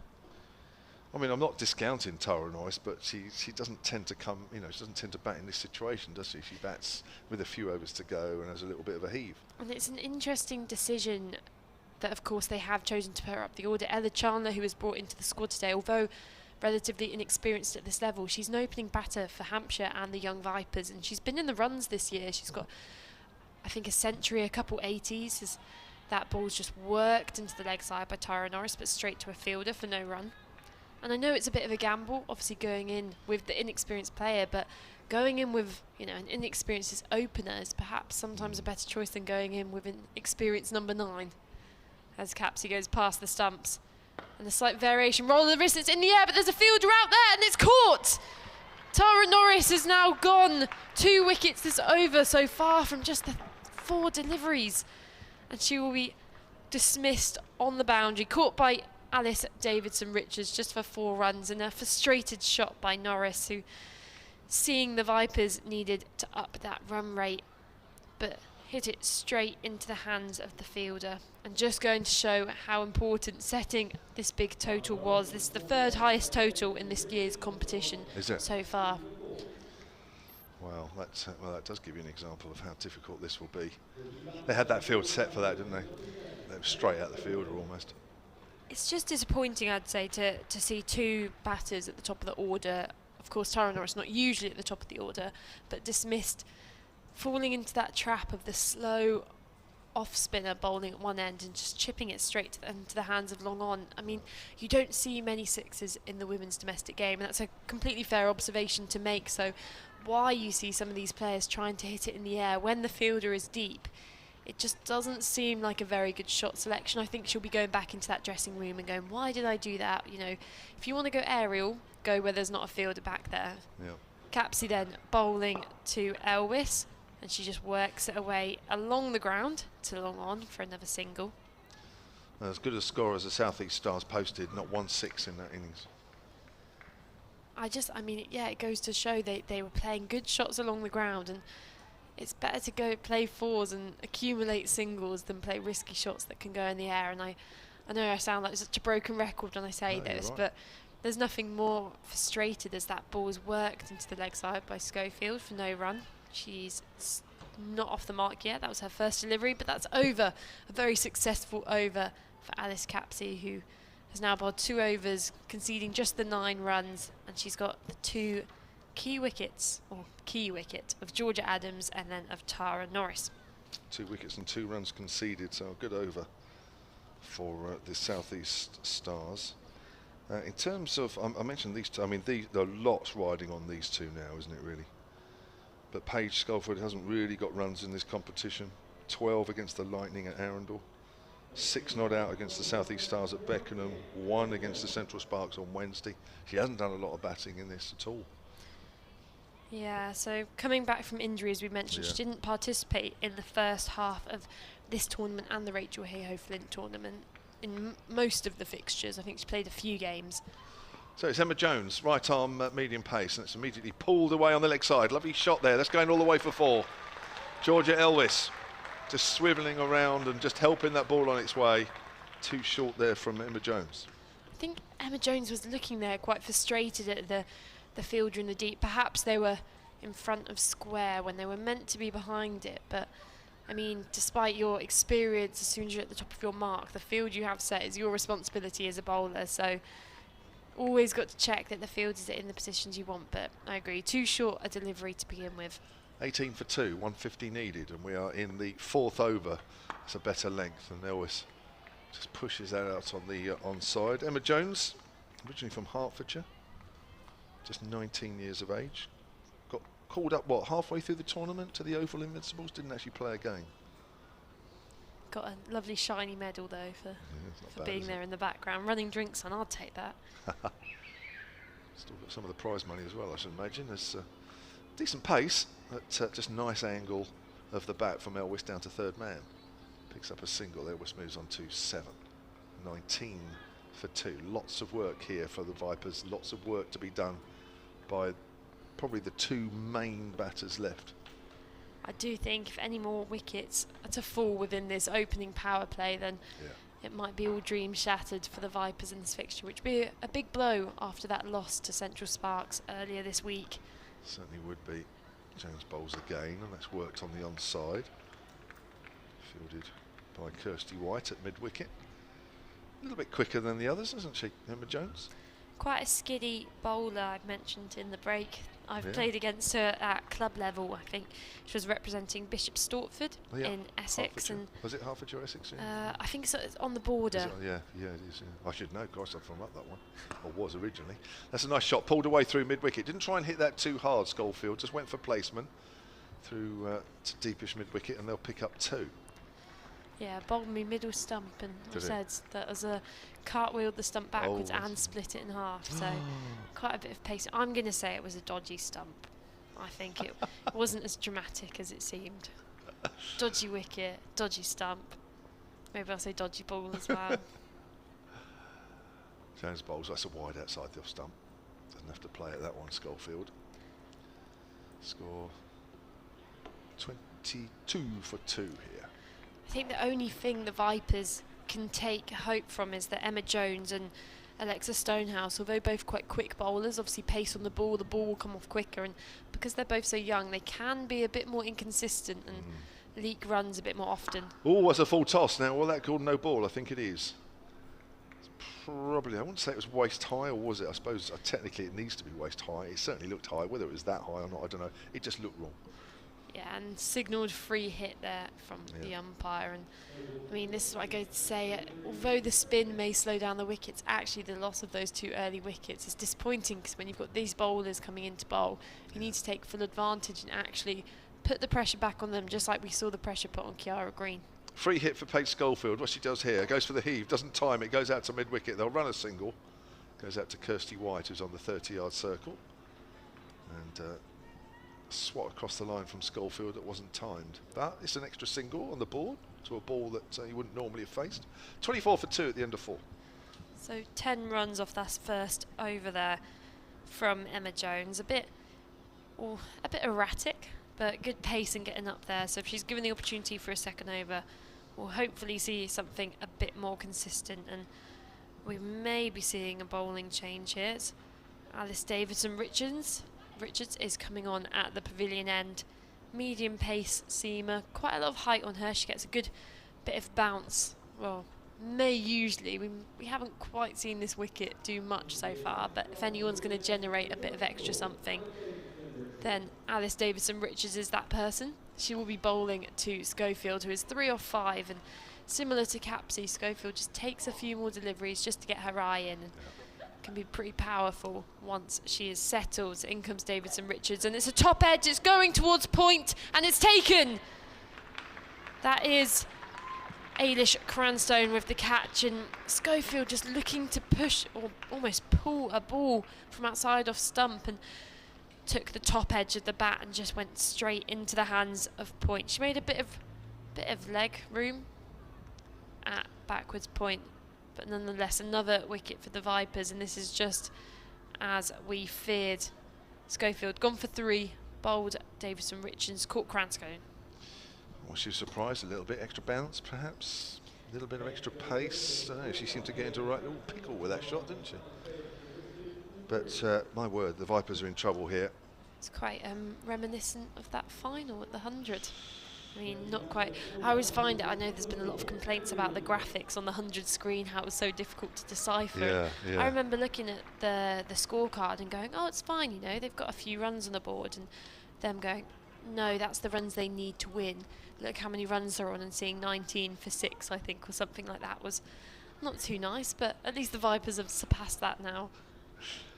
Well, so we've got Emily Windsor coming in at number 5. She's been promoted because of the changes that the Vipers have had to make in this game, and well, she's only faced a total of 7 balls in this competition so far. She's usually the first of the batters, sort of middle and lower order, that never really get much of a look in. Well, she's certainly got a big look in here, or potentially a big look in. This could be her day. Alice Davidson Richards comes in, and that's taken a thick edge down to third man. Gregory Fields there, distinguishable by her 2 long plats. We will hopefully be seeing her in her leg spin as soon as you'd say this power play is over. It's good to introduce her as soon as possible. She brings the attack to the batters straight away. So she does. That's quite a distinguishing feature for her as well, isn't it? Those 2 plats go almost right down to her lower back. It's very helpful, I must say. Emily Windsor on strike then. That first ball, she works into the leg side and sneaks through for a quick single, and something we will be expecting to see the longer Emily Windsor is out at the crease. Very quick between the wickets, and these 2 will just look to rotate the strike and keep the Southern Vipers' hopes alive.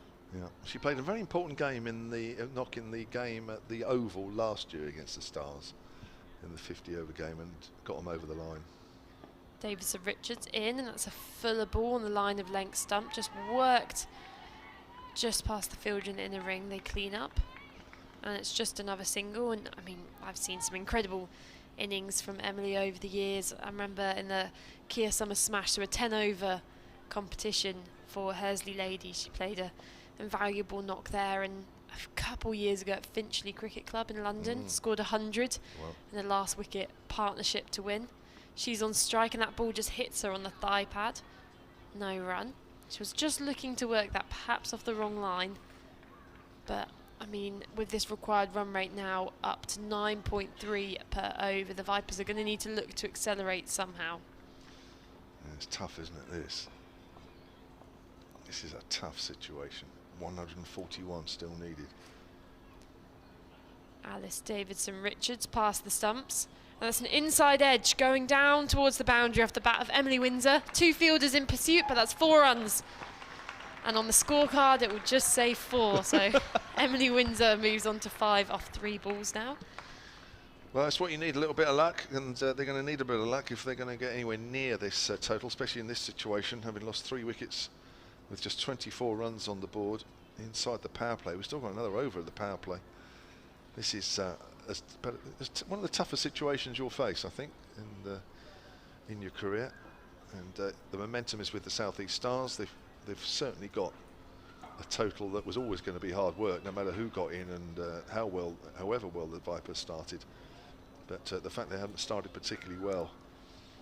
Tell you what, we saw a great game Wednesday night, Melissa, didn't we? We were commenting on that. I'll tell you what, if the Vipers get close on this probably wouldn't be far off better than that, actually. I think it would definitely be an impressive run chase from this position they're in now at 31 for 3. Yeah. Is it me? I can't remember.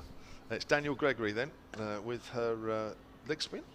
It's out on the leg side by Georgia Elwish. Brings Emily Windsor on strike. Just 22 years of age. Quite a young set of bowlers on show. We had Carlia Moore earlier, 18 years old. Now we've got Daniel Gregory, who's just 22. She was also a member of the Oval Invincibles, though didn't play in the final last Saturday. Bowling to Emily Windsor. Emily Windsor's on the back foot, steers that out into the covers, can't find the gap. Score remains on 32 for 3, 136 needed. And this is just credit to the South East Stars that, as I mentioned, they are giving their younger bowlers exposure, which means they can step up to the occasion on days such as today. Definitely. That's a foolish delivery, work towards mid-wicket, fielded by Kirsty White. Dot ball. So much pressure, isn't it, on the Vipers in this situation? It really is. Nearly 9.5 and over they need from here. Still in the power play. Gregory bowls, again it's flighted. Nice drive there from Windsor, but only finds the extra cover fielder. That's Bryony Smith. Nice shot for no run. It is, and Gregory spinning the ball quite a bit now. First kind of real spin we've seen off this wicket today. I agree. Bowls again. Now he's turned. Yeah. Sort of half-hearted cut shot from Windsor. Ball goes over the top edge. That's not going to be easy. It's not going to be easy just to pat the ball around here, is she? No, and I think Emily, one thing she's prone to doing in the early stages of her innings, not moving her feet enough. So once, hopefully, she gets those feet moving, she'll be in luck to pierce that offside field. Which has just been strengthened by 1, not surprisingly, with Gregory getting a little bit of grip on this wicket. It's gone the other way, actually, and just followed Windsor a bit. But nice cut shot, but only as far as Cranston at backward point. Nice over. End of it. 32 for 3, just 1 run off it. And I think we discussed ages and months ago about the boundary distribution between all these teams. I mean, I think it was primarily in the Rachel Hayhoe Flint Cup, so the 50 over competition, but even in the T20 competition, the Southern Vipers have one of the lowest boundary scoring rates out of all the teams in this competition. I mean, only 2 of their players have hit a 6 so far in this competition, and that's Wyatt and Elwis. Of course, Wyatt away on England duty, but a lot of their middle order batters, even Bouchier and Dean, who are called up to England, they're accumulators. They're not too prone to hitting boundaries, and these 2 are just the same. And we see the introduction of more spin with Bryony Smith and her off spin. That's clipped in the air and just to the left of the fielder at mid-wicket, fielded in the deep, and allows the batters to get through for a single. And Emily Windsor back on strike, 3 off 8 deliveries now, so she'll be looking just to get that strike rate back to around 100. She'll be facing Bryony Smith. We have a deep cover, deep square leg and deep mid-wicket, so opting only for the 3 outside the ring. That ball tucks her up and she works into the leg side for no run. All pace off now, isn't it? So we had just that 1 over at the far end from Davidson Richards, and immediately they've gone spin. Smith past the stumps, a straight delivery, an attempted pull shot just goes straight into the hands of the keeper behind the stumps, but No signal from the umpires. Must have got some sort of body on it. And I think it's good from the South East Stars to recognise that pace goes on this pitch as Windsor clips that into a gap, and there's a misfield from Gregory on the leg side, which allows them to get through for a single. Windsor was looking for the 2 there, but probably not available. No. She's very enthusiastic. She is, I know. She does worry me sometimes running between the wickets. Oh, I'm glad she's out there and not playing Thursday. As I've said before, she always ran me out. I'm not particularly quick, you see. Smith in again and just driven sensibly down the ground by Elwes just for another single. And yeah, going back to the decision, obviously the advantage of batting first is seeing what bowling is harder to play, and clearly the South East Stars have gone, it's hard to play spin on this pitch. It's a good batting wickets, let's take pace off the ball, let's make them generate their own pace. As Windsor tucked up again, can only work the ball to mid-wicket for no run, finishing that over the Vipers 35 for 3 off 7, and falling rapidly behind this run rate. They are they're going at a run rate of 5 and they're required 10. When does this point system being brought in about a bonus point? So in this competition, teams receive 4 points for a win, and a bonus point is awarded when the winning team's run rate is 1.25 or greater times that of the opposition. Well, that'll be at the end of the game, wouldn't it? Depending on how many Vipers get. I mean, it could be that the South East Stars clean up here at the moment. And with that kind of scenario on the cards, as well as keeping a close eye on that Sparks Lightning game. Daniel Gregory then with their leg spin. Let's just come back in a little bit at Elwes. Makes herself some room, hits it nicely out to deep point. Brings Windsor back on strike. The Vipers have only scored 4 runs off the last 2 overs. The boundaries are drawing up here, and they'll need a few. 36 for 3 in the 8th. Still needing another 132. Down the wicket comes Windsor, drives just short of mid-off. It's gone too quickly to the fielder, they can't take a single. Fielder there was Carlia Moore. There's Gregory bowls. Very accurate stuff here from Gregory, putting the pressure on. Drive there, square on the offside, just waited nicely. Windsor and just opened the face of the bat into the gap. Moves on to 7, set 37 for 3. She really excites me as a bowler, Gregory, because not only does she get a lot of turn on the ball as we see, but she's quite a quick spinner. She more reminiscent of a lot of the leg spin you'll see in men's cricket, just getting the ball through the air quite quickly and really tightening the batters up. Cut away by Elwes, but only as far as Cranston at point. Just a nice action. She does, and I'd like to see this security she's got in the offside with the spin she's generating. Almost pushing that third man and point together, I think, may just be a wise decision. It's just followed Elwes a little bit, who just turns it away on the leg side with the googly. But again, it's only a single. This is good spin, good tight stuff from this South East Stars attack, with Smith bowling at the pavilion end. Daniel Gregory here in just towards the end of her 2nd over. She's only conceded 4. 38 for 3, the Vipers. With it all to do, 130 needed. Gregory bowls, let's fall. It's in the air and it's going to be just over extra cover, just turned and closed the face of the bat there, Windsor, and the ball just hovered in the air and just over the extra cover fielder. Oh, it would have been in her mouth there a little while. Looked as though that was going to be caught at one stage. Windsor gets 2. Vipers 40 for 3. And just keeping an eye on that other fixture, of course, in this group in the Charlotte Edwards Cup. Central Sparks are 39 for 2, requiring 98 runs to win off 15.2 overs. So we've got to keep an eye on that fixture. For the sake of the Vipers, they'll be willing the Lightning to win that fixture. But a win for the Central Sparks and for the South East Stars today could even push the Vipers down to 3rd spot. In comes Smith again then, and an attempted sweep there from Elwes, and Windsor sneaks through. Quick running there for the Vipers, but singles not enough at this rate. Need to find some boundaries here, and only 4 fielders allowed outside the ring, of course. There are gaps in the field. It will just take some confident batting. Windsor on strike, a full ball, and that's driven powerfully through the gap, and that will be 4 runs to Emily Windsor, and that is her area. That's where you don't bowl to her. That's lifted the crowd a little bit. I think they all like you know, a home girl. She's Yeah. quite a recognisable figure in and around this area, does lots of coaching, goes around and visits clubs and a lot of their girls section. Of course, a voice on the radio and quite a popular person in the women's setup. Smith in again, that's flat and short and hit it in the air.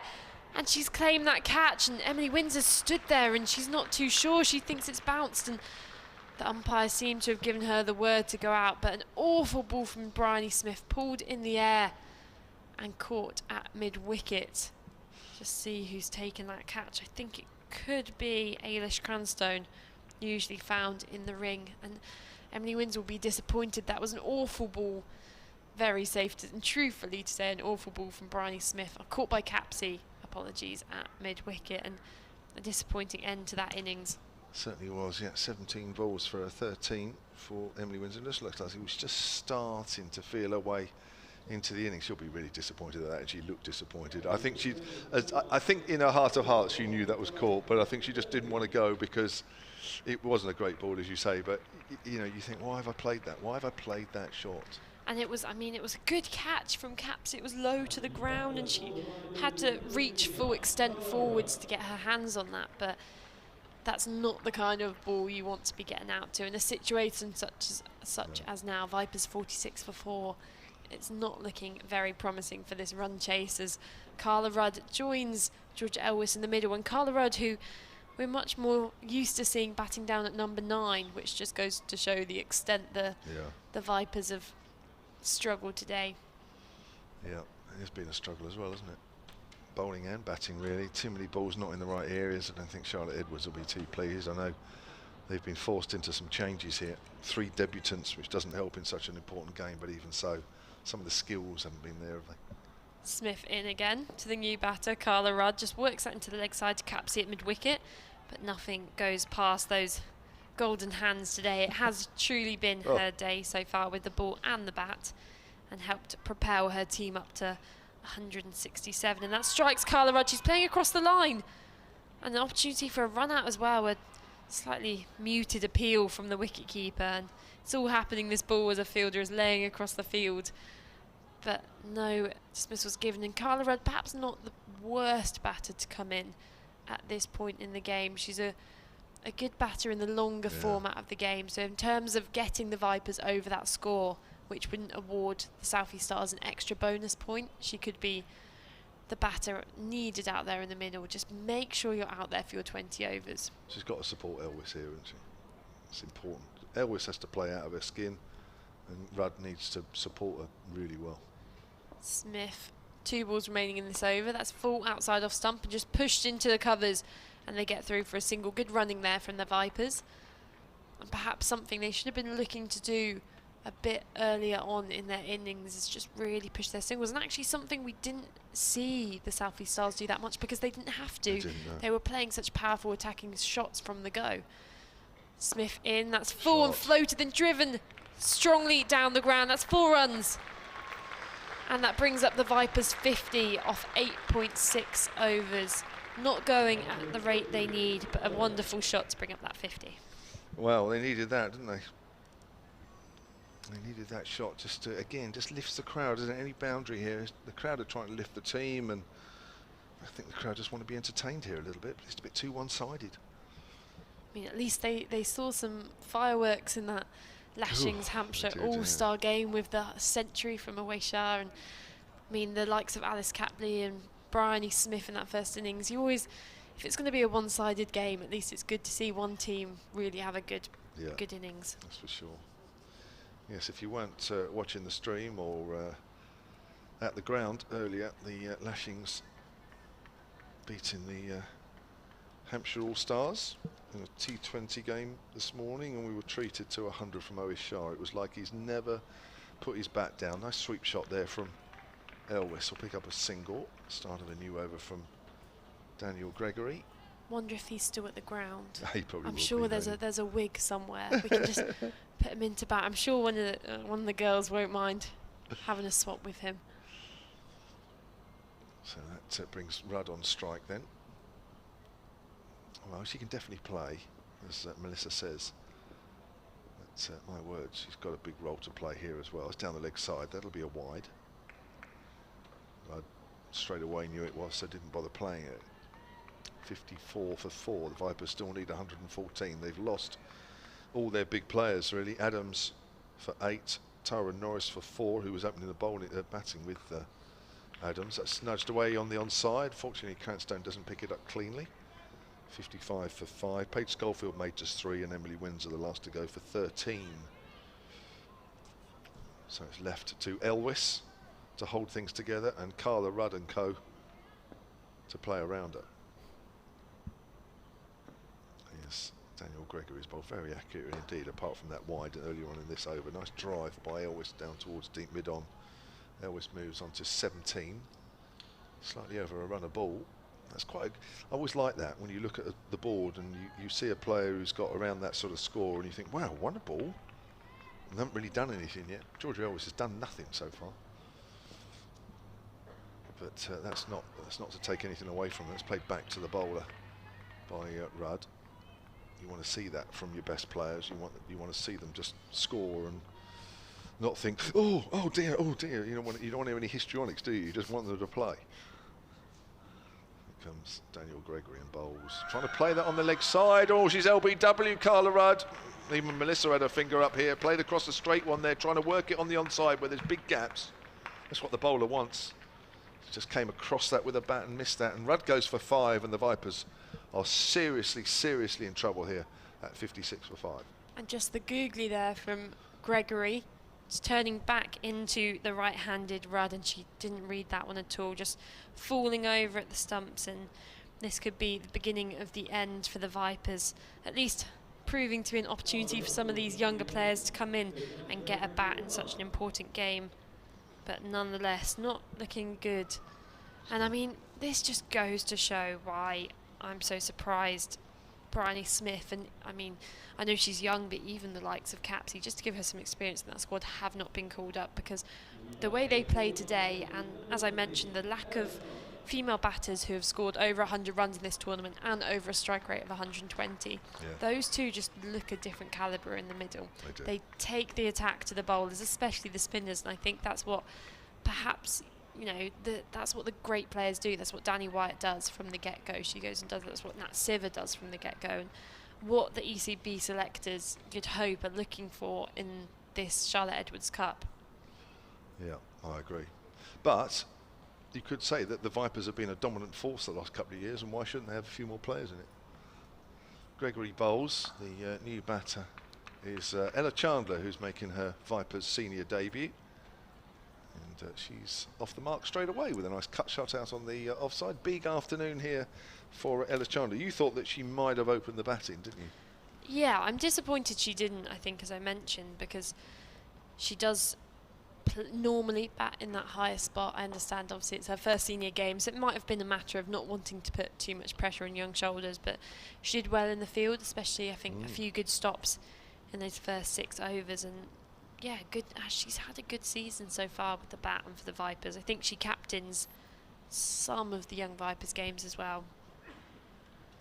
She's got a big role to play here. She can really make a name for herself, because a lot of these players, once you got down to sort of like your Ella Chandlers and that, who hardly get a look in at all, let alone the other players that bat lower down the order.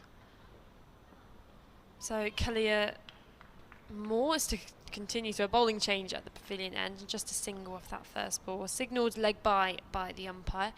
Vipers move on to 57 for 5. You know, the ones that are not even getting in the side. I mean, you know, each innings now is you know, when they get in, which are few and far between, they're massive. They are. Absolutely massive for them. So Ella Chandler, she's got 493 runs so far this season. A colossal season for her as she confidently comes down the wicket and works that into the leg side, looking for 2 but none available. So those runs scored for? So a collection of people. So the Vipers Academy will be 1, Hampshire women in their T20s, and she plays for Aldershot Cricket Club in North Hampshire. I think she captains the ladies team there as well when she plays. In comes Moore, and that's driven just along mid-off for no run. She scored 122 this year as her top score, 350s, 100, and yeah, averaging 54. Wouldn't that be nice today? And that's slightly uppish, but And almost dissects the gap there from Chandler. Again, using her feet to come down the wicket to Callie Moore. It's interesting with the off spinner, with the mid-off and mid-on up. It's inviting the shot over the top, isn't it? It's whether it's whether the new batters have got the balls or the guts to actually sort of hit it over the top, isn't it? Moore past the stumps again, shorter, flatter, outside off stump, but fielded by Cranstone at point for no run. And I think it's a good tactic. It's nice to invite these inexperienced batters to try and hit over, but I think Ella Chandler will see that challenge and try and take it on. She hits well down the ground when she's in form, and from those stats we can see she is very in form. That's short and flat on the stumps and hoiked onto the leg side, but straight to the fielder. She'll be disappointed she didn't get that into a gap. Georgia Elwes, it's just another single. 4 runs off that over, so another very economic over from Moore. She's bowled 2 for 8 runs now, and the required rate for the Vipers almost 12. Yeah, it's been creeping up steadily, isn't it? Just looking at our friends with the yellow and green tops on, obviously a cricket club or some sort of club here that have come in away to our right. Looks like a few of them now are starting to play a game on the berm, which is the flat area just beyond the seats. It's almost as if they've given up on the game already, or they just got a little bit bored watching the cricket, and they're now starting to play a couple of games with a ball between themselves. Daniel Gregory then with their last over, 1 for 11. Superb figures for the leg spinner. That's a low full toss, which is driven down the ground. That spoilt them a little bit. Lovely shot, Georgia Elwes. Just the acceleration, maybe too much too late, but it's good to see Georgia Elwes in the runs and hopefully just get into some form with the bat before they come across Lightning later next week. That's going to be a big game on Monday. Myself and Chiara Green going up to Derby for that one. Bet you can't wait for that drive. On Bank Holiday Monday, you're right. That's a nice length ball which is just pushed out into the gap, and that'll be a single for Elwes. She's got a huge, she's got to do it all now, hasn't she, really? Got to do absolutely everything from here on in. Georgia Elwes, who played in the test match earlier on this season, Bristol against the India side. It's on the line of leg stump. That'll be a wide. Chandler, who's on 2 not out, 67 for 5 here, needing another 101. Don't think this is going to be the Vipers' day. Didn't quite bowl as they'd hoped with the ball, and not batting as well as they'd hoped. It's not been their best day. Chandler works that nicely with a little bit of bottom hand down towards deep mid-on. It's fielded by Alice Davidson Richards. It's got a little bit darker here with quite a big dark cloud above us. It's not a rain cloud. Well, I suppose dark clouds are rain clouds, but it's not threatening, but it's just made the light quite dark. Nice sweep shot there from Elwes. It's going on the 45. Has it got enough legs to make it all the way to the boundary? Yes, it has. Good shot. Well, you can hear the crowd. They're just willing for boundaries. They're willing for a close game here. I mean, about 2 boundaries required now per over. Elwes is definitely a bit more on the attack here, targeting the young Gregory. And you mentioned these clouds coming over the ground. I'm sure there's a few in the Vipers changing room who are doing a dance or two now, just begging for the heavens to open. Well, they're behind on the Duckworth-Lewis, so if they are going to open, I'd hope not. Not at this stage. Drive misses outside the off stump, Georgia Elwes.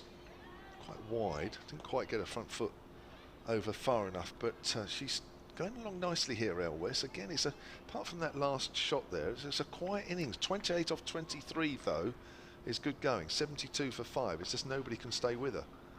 That's on the line of leg stump, sweeps, misses, and that's another wide. Daniel Gregory just losing a line here a little bit towards the end of her last over. And this will happen with these spinners. I mean, as I say, when you take the attack to them, they'll lose their line, they'll lose their confidence, and their head will fall. It's definitely not her best over. That's a better ball. That's worked square on the leg side by Elwes. Now may look for 2. They're going to turn.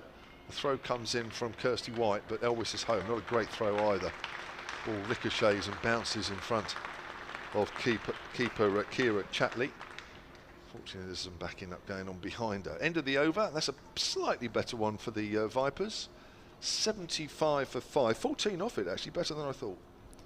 And just to keep an eye on that other game happening in this group, Central Sparks versus Lightning. Sparks are 69 for 3 off 9.4 overs. They need 68 more runs to win from around 10 overs. Should do it. I mean, you'd think so. Eve Jones still at the crease at 35, not out, and as long as she's there, she's the danger woman. Yeah, she is. Thea Brooks joining her at the crease now, so it'll be interesting to see what happens at that. That one may come down to the wire. We're at the wrong game, Kev. We were at the right game at the Wednesday. We can't be at the right game every day. It'd be nice. We might still be at the right game yet. Again, this is a situation where, I mean, I think the Vipers were even further behind than the Hampshire were, but Hampshire were behind. It was 75–80% of that game. So we'll see a bowling change again from the pavilion, and Franklin is coming in with her medium pace, and that first ball on the money, and can only be worked to the fielder at mid-off by Chandler for no run.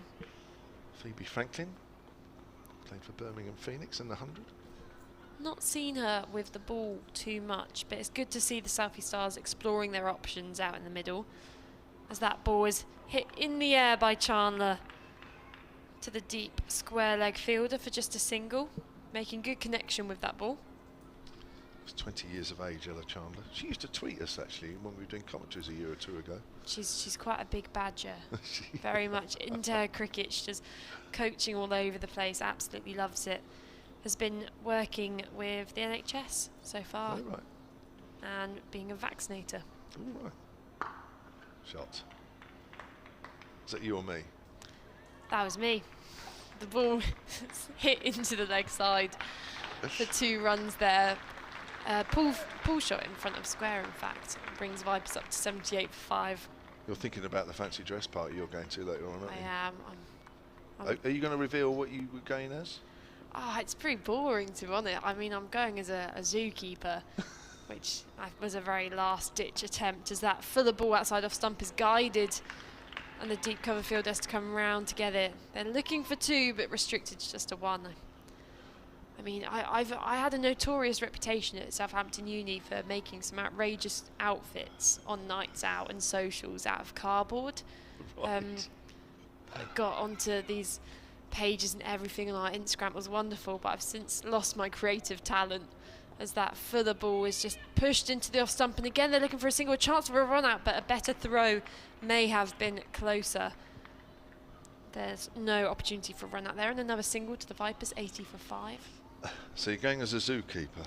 So what, you've got a tiger sort of tucked under your arm or something? Or? I have to see what's in my old cuddly toy box. I think I had quite an obsession with garden birds, unfortunately, which I don't think will quite suit the outfit. Franklin in again. That's in the air. There's a fielder out there, but it's 1 bounce before them. No attempt for that catch, and kind of the one as a fielder in the deep where you have to either make the decision to go for it early and go for that catch, or just prevent the boundary, and that finishes the over. Vipers 81 for 5, and a bit of momentum building here for the Vipers, but by no means enough. No, not at all. 56 was the last wicket. That was Carla Rudd. That was in the 10th over. We've had 13 now.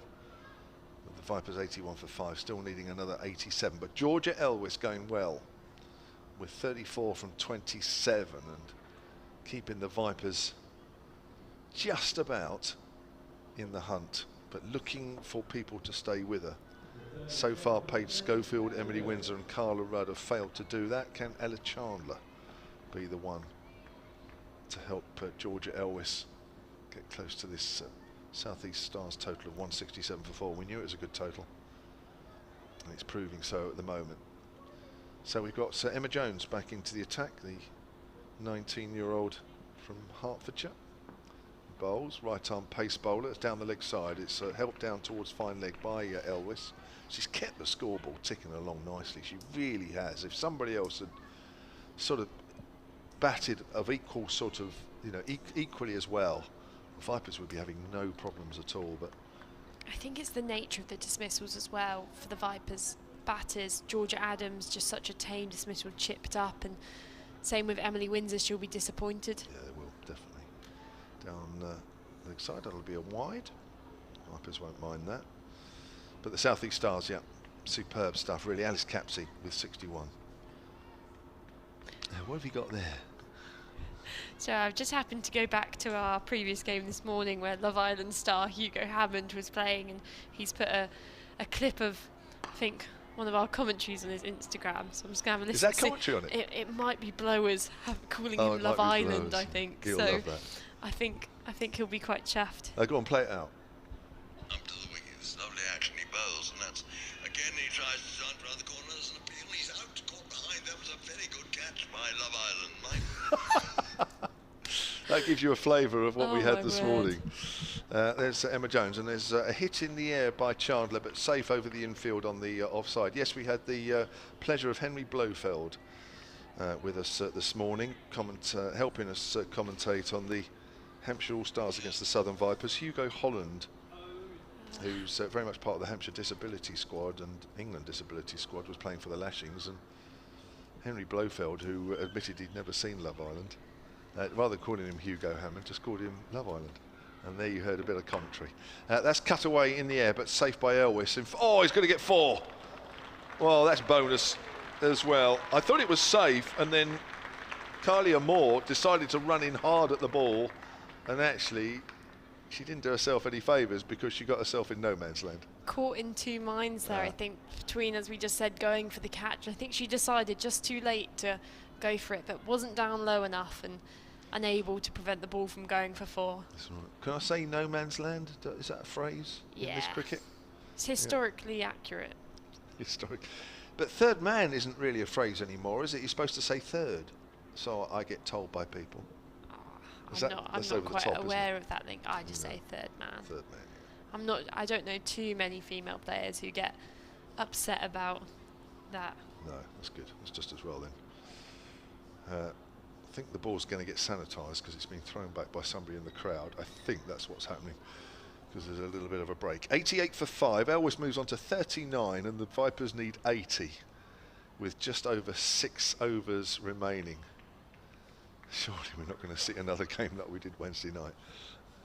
As I say, I've spent the last few days saying you don't see games like that very often. Elwes drives square on the offside. It's not going to quite go all the way, but they should pick up 2. Elwes just needs to get the skates on for the second. Does well. But, if you're going to have somebody in this situation, Georgia Elwes is about as good as it gets. She is. That experience in the England camp will just mean she knows what to do in this situation, and even at the back of her mind she'll know that they need to be out there for their full allocation of 20 overs, and they need to just try and get as many runs on the board as possible. 100%. Drives again. She's found the gap through extra cover. 4 runs. Again, the crowd enjoy that. And this over demonstrating that pace on the ball is in fact much easier to hit on this wicket. It's a good batting wicket, and Emma Jones there just delivering a half volley outside off stump, which Elwes was quick to jump onto. 13 runs off that over, but you're right, isn't it, really? I mean, the Stars put pressure on the Vipers early on with the spin, with your Capsies, with your Bryony Smiths and your Daniel Gregory's, and they bowled well. All of them bowled tight and made it difficult and put the Vipers under pressure. But you're right, once the seamers come on, it's a slightly different game. I mean, the likes of, I think, Kalia Moore still got a few more overs under her belt. Alice Capsey, still lots to go. So when that spin comes back onto the attack, it's going to be harder to find those boundaries, especially the slower spin. As we have Kalia Moore continuing now, or coming back on at the pavilion end. That first ball's worked into the leg side to deep mid wicket for just the single, and she played in a club game, Kalia Moore, against Hersley Park. She plays for Canterbury Women, so she's in the same league, the Southern Prem, and a formidable bowler. She gets 10 overs under her belt very quickly and very cheaply as that strikes Elwes on the pads, and she starts running halfway down the wicket. This could be run out. And not out by the umpire. Full stretch dive from Elwes, who, after not being given out LBW, ran about halfway down the pitch, got sent back by the young Ella Chandler, and had to make a sprawling dive to get back in her ground. I didn't think the LBW was quite out. I don't know about you. I think she got outside the line, but I have to say I thought that she was going to be run out. I think she done well in the end. She got committed, didn't she? Kalia Moore here. Economic bowling so far, just the 9 runs off her 2.1 overs so far. Comes in past the stumps And that's in the air. There's a fielder out there. This could be another catch. And it's taken at long on. That is Elwes gone. 45 off 32 deliveries, but just impatient with that shot. Again, trying to take the aerial route. We've seen so many players today. And dismissed. Caught by Davidson Richards again, off the bowling of Moore. That'll be her first wicket of today's game, and that looks like it could be it for the Vipers. And again, to drone on about it, disappointing to see so many players who so far have not hit sixes in this tournament try and hit over the heads of fielders in the deep. It's not a sensible option to take, and actually when they're dealing with trying to prevent the South East Stars from getting a bonus point here, it's not a good option. No, it's not. But I mean, the required rate is going up all the time now, isn't it? It's 13.5 and over. You've got to take 1 or 2 risks, I guess, but oh dear.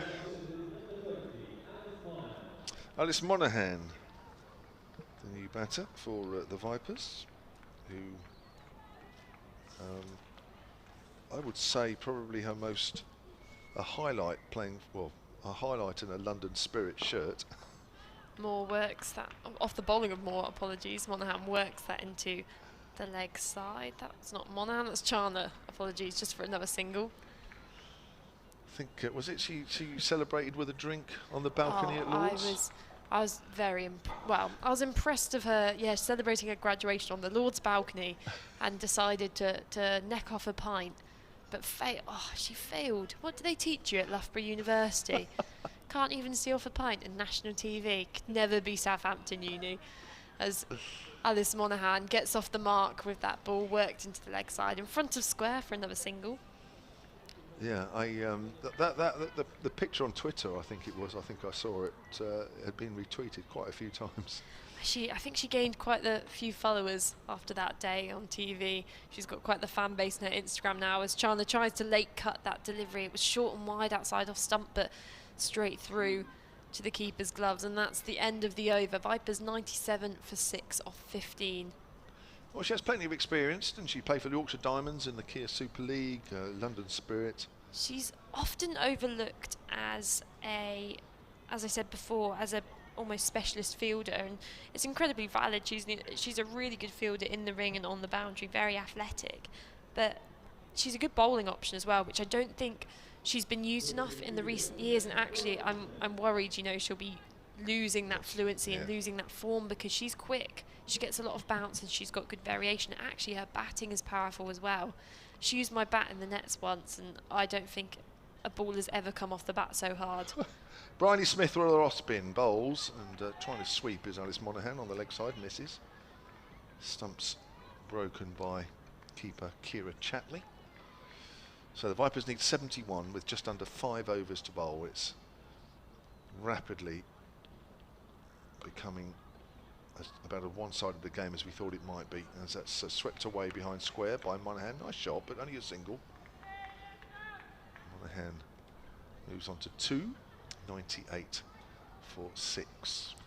Good at the sweep, Monaghan especially. She brings out the reverse sweep quite a lot as well, but the conventional one is her go-to shot.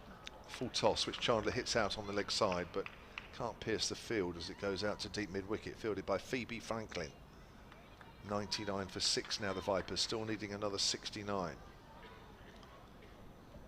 Stars closing in on a top spot in this division. Low full toss, which is swept away again by Monaghan, just to emphasise Melissa's point about the sweep. Again, it's just a single though. That's the 100 up for the Vipers in the 16th. It's been a struggle. But the crowd are still there with them, still with them. We've seen a few people leave. I mean, it's been a long day for them. Certainly has. It's worked out on the onside by Chandler. She'll move into double figures, but there won't be any more than a single there. This is okay from the South East Stars point of view. The Vipers have got to find something extra. The rate is rapidly moving up. It's 16 and over now. Where are they going to do that? With the field scattered on that leg side. It's worked on the onside. Fielded by Smith. They want a single. They're not going to get it. Throw comes in. Chatley again unsighted a little bit by the batter. And that'll be the end of the over. So we've got just 4 overs to do here. And the Vipers are 101 for 6. And despite the Vipers' perhaps unfortunate run chase, it's been quite a good day. Had a visit from the... Yeah, I mean, I never thought I'd see Henry Blofeld calming his way into the commentary box and getting all the compliments in the world from him. So you did, didn't he? It's been quite the day I couldn't imagine, I must say. Yeah, I imagine your dad's proud you commentating alongside Henry Blofeld.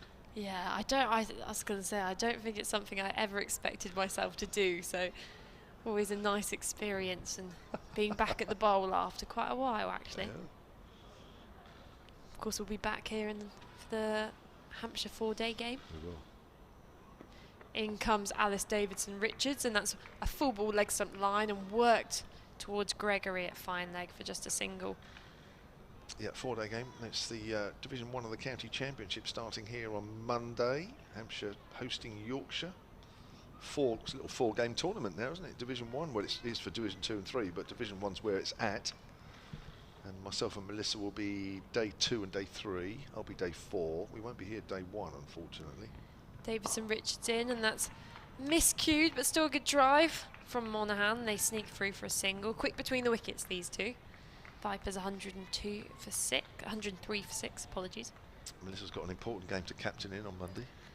Must-win game for Hursley Park. 2 T20s, actually. Is it 2? I get so lost with all these games being rained off. I'm about 4 weeks behind.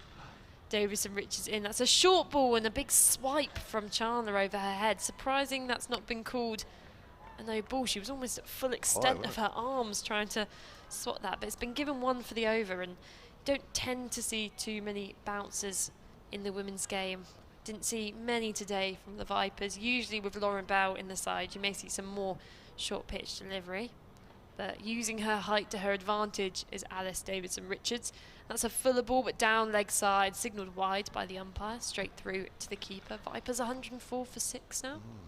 So Melissa's got an important game. I'm up at Derby with the Vipers, Lightning, which I don't know, may turn out to be a massive game. It may turn out to be a game that there's nothing on it in the end if the South East Stars and the Central Sparks win again, if they both win today. Davison Richards short again, but hoiked into the leg side to the mid-wicket fielder for just a single by Chandler, who moves on to 13 now off 18. It'll be good for her, good confidence boost to get a few runs here, even if potentially in a losing cause. And I mean, looking at these results coming through now, our decision to arrange a commentary team, or your decision to arrange a commentary team for the finals day, was perhaps a bit premature. Maybe this is our fault. Davison Richards, slower ball, a cutter there, just pushed up to long on there, looking for 2 as the fielder comes in, but the right call to settle for just a single. Central Sparks keeping an eye, as we have been on this other game, need 29 runs to win from 4.1 overs, so it's coming down to the wire. Eve Jones is not out on 57, Thea Brooks not out on 17. It's all getting quite exciting. Alice Davidson Richards, and that's a back of the length ball, middle stump pushed into the leg side. They're hesitant for a 2, but it's a bad throw into the keeper, and it allows them to get through safely. Well, it had to be a bad throw, and it was, because that was a bit suicidal, that second run. But what else do they do out there? They've got to make a go of it. They've got to try something. Only 3 overs left, 18 balls, and they still need another 60. I mean, it's... Gosh, even Colin de Grandome out there, or James Vince would struggle, I think, in this situation. It's not easy at all. So yeah, that's T20 finals day we're talking about, not the men's finals day. We're actually going to be up there on the 18th of September for men's finals day. Looking forward to that. Whether the Vipers will be, and it's next Sunday, isn't it? The women's T20 finals day. I think it's next Sunday. I think I'm right in saying next week. Sunday. Yeah. It's here. It's just whether the Vipers will be here as well. That's a nice shot out on the leg side, and it's fielded. And they're going to come back for 2. Have to hurry at the keeper's end. Oh, she's just got home, I think, Monaghan. Again, showing us that sweep shot. She plays so well, and if it's the right bat I'm thinking of, I take full credit for any shot she middles out there, because after using my bat in the nets, she went, oh, I'm going to get one of those. So is that right? If she middles anything, and if it's the bat I'm thinking of, it's all down to me. You're welcome. Monaghan faces again. She's gone for the little ramp shot. It's gone fine. It's not going to quite go all the way down to fine leg. It will be cut off, but they may look for 2 again as the throw comes in. Again, it's not the most accurate in terms of bouncing in front of the keeper, which makes it awkward, but it's 2 runs nevertheless, and they're giving it a good go here. Monaghan moves on to 9. Poor Chiara Chatley behind the stumps, having to dive about all over the place to retrieve these wayward throws. It's not been easy for us. Smith bowls again, and there's a drive, but only as far as extra cover. Oh, it's misfielded. So they come through for a single. Surely they're not going to get 2 now. No, they're not. They're not going to risk 2 misfields. 113 for 6 now. The Vipers need 55 of 15 deliveries. Time running out. Ball's running out as Smith bowls, and that's just worked down towards third man. Oh, she's made a bit of a mess of that, Daniel Gregory. She went to put her foot on it and probably just got part of it, which took some of the pace off the ball, but they'll get 2. What a great bit of fielding. No, but don't see that very often. good running though from these 2, and Yeah, as I said, it's nice to see 2 players who have come up through the academy finally pushing their way into the senior team, albeit in unfortunate circumstances, but making the most of their time in the middle. Yeah, I'm pleased for Ella Chandler. She's played quite nicely here. So it's pushed out towards deep mid-wicket. Just a single. She's so good at coming down the wicket to spin, and actually, when talking about players who are good against spin, I never really thought of her because I haven't seen her play for so long, but she's positive from the get-go. We saw her come down the wicket on her first ball she faced, and she hits strong down the ground, and so does Monaghan. Yeah, I'm pleased for it. It's a big moment to make your debut. Now there's a hit in the air, and it's down the ground, and it's going to be 4 runs over mid-off. Nice shot from Alice Monaghan, who this time put the sweep away and got the lofted off drive out. Again, you're welcome. Good bat. But I mean, just going to show the depth. Although they may not have much exposure to this level or many opportunities to show what they can do, it is good to see them now. And I guess you could say in a pressure-free situation, actually, because looking at the situation now, the runs required, it's not going to happen for the Vipers at this point. It's still mathematically possible, but realistically, the South East Stars will win this game. So almost having that feeling that there's no way really for you to win this fixture now, it gives you a bit of freedom to play your shots at the crease and express yourself. And I think the batter next in for the Vipers will be Sophie Mitchell-Moore. So if the wicket was to fall, it would be nice to see her just in the middle. She's a big proponent of the scoop shot. Is she now?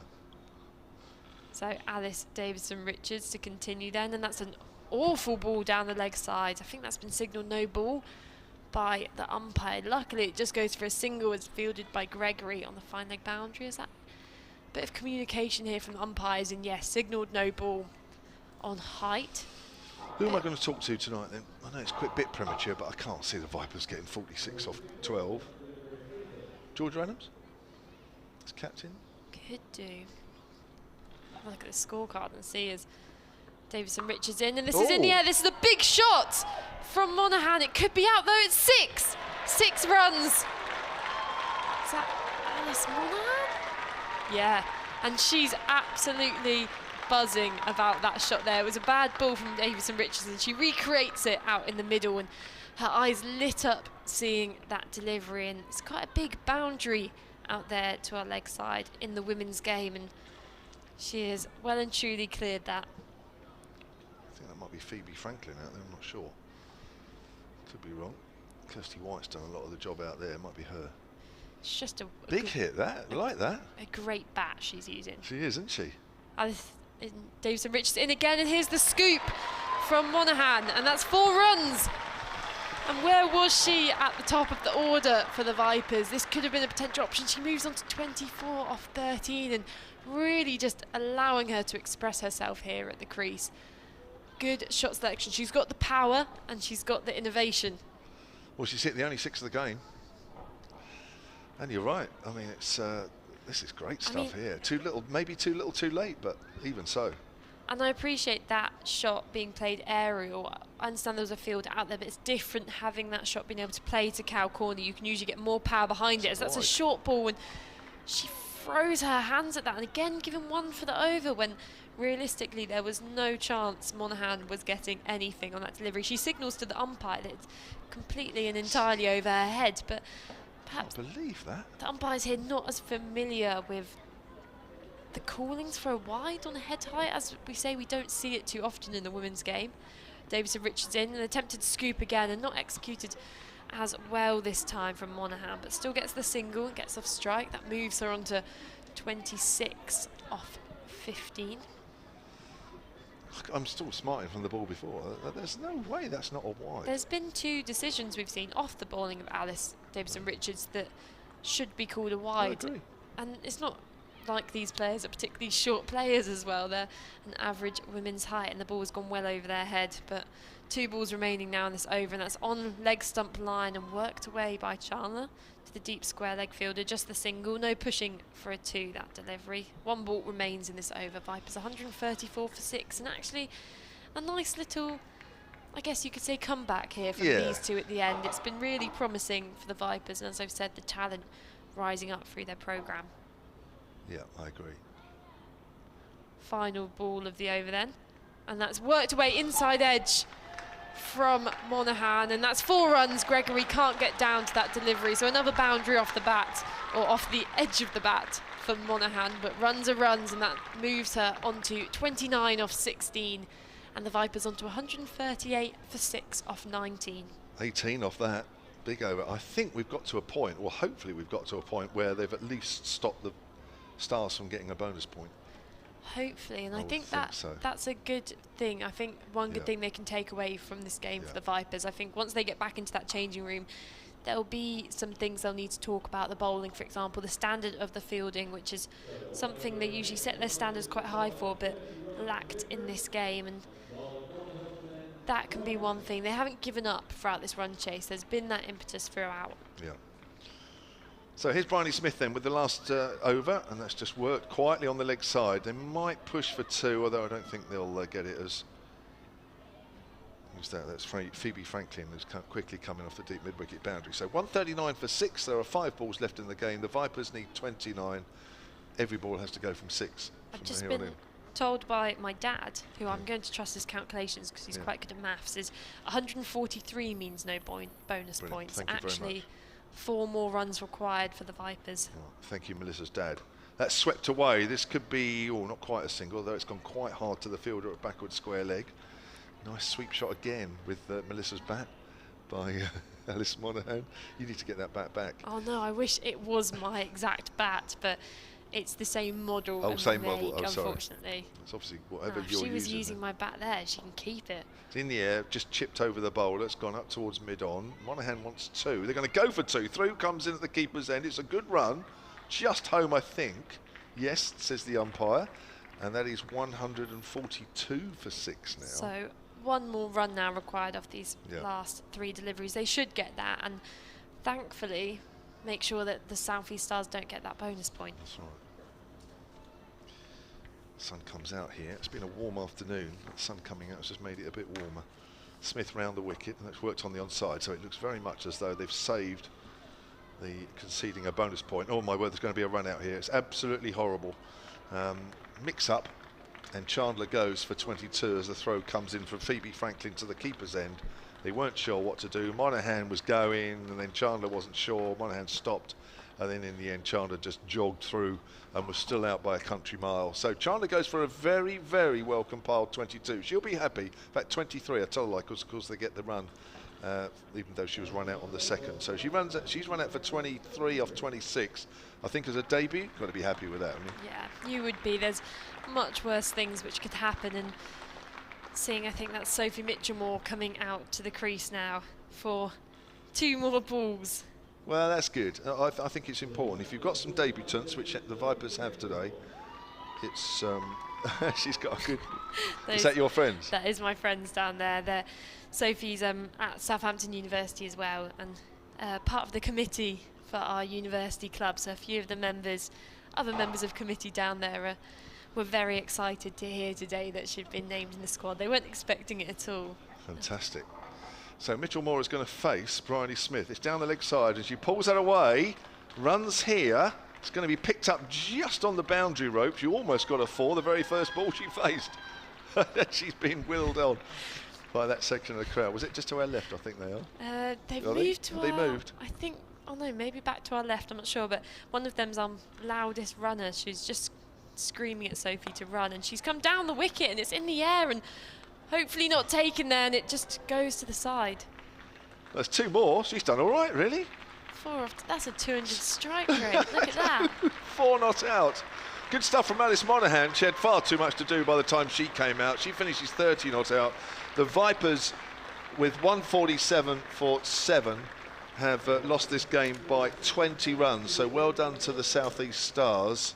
A small consolation for the Vipers in that they stopped the South East Stars getting a bonus point, but the South East Stars will go top of the table. They will, and there was, as I mentioned, a lot of promise in that recovery. To lose only by 20 runs was probably not something I would have said in the end, but all the youngsters at the end for the Southern Vipers have done a really good job. But South East Stars have deserved that victory throughout. Their batting was good, their fielding has been good, and just apart from a few bowlers who have been a bit more expensive, overall they've bowled really well, especially their spinners. They certainly have. So the South East Stars then, victors here, had a sunny Ageas bowl by 20 runs, 167 for 4, the South East Stars, built chiefly around Alice Caps's 61, 42 from Bryony Smith, a wicket each for Tara Norris, Chiara Green and Georgia Adams, but really the Vipers bowlers weren't quite on it today. South East Stars making the most of that, and then the Vipers had a horrible start.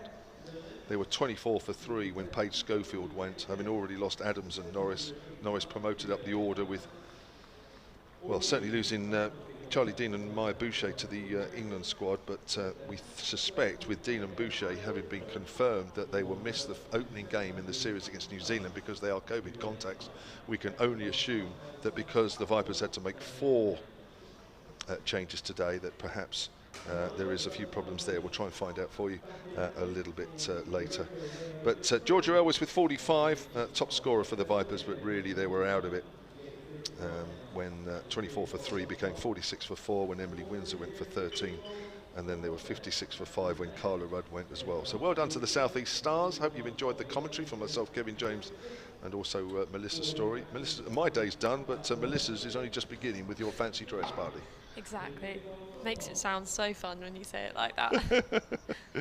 So that is it. Thank you very much for watching and for listening. And from the Hampshire and the Vipers point of view, Hampshire playing on Monday against Yorkshire. We'll have live online commentary of that one, and also of the Vipers up at Lightning. Thank you very much.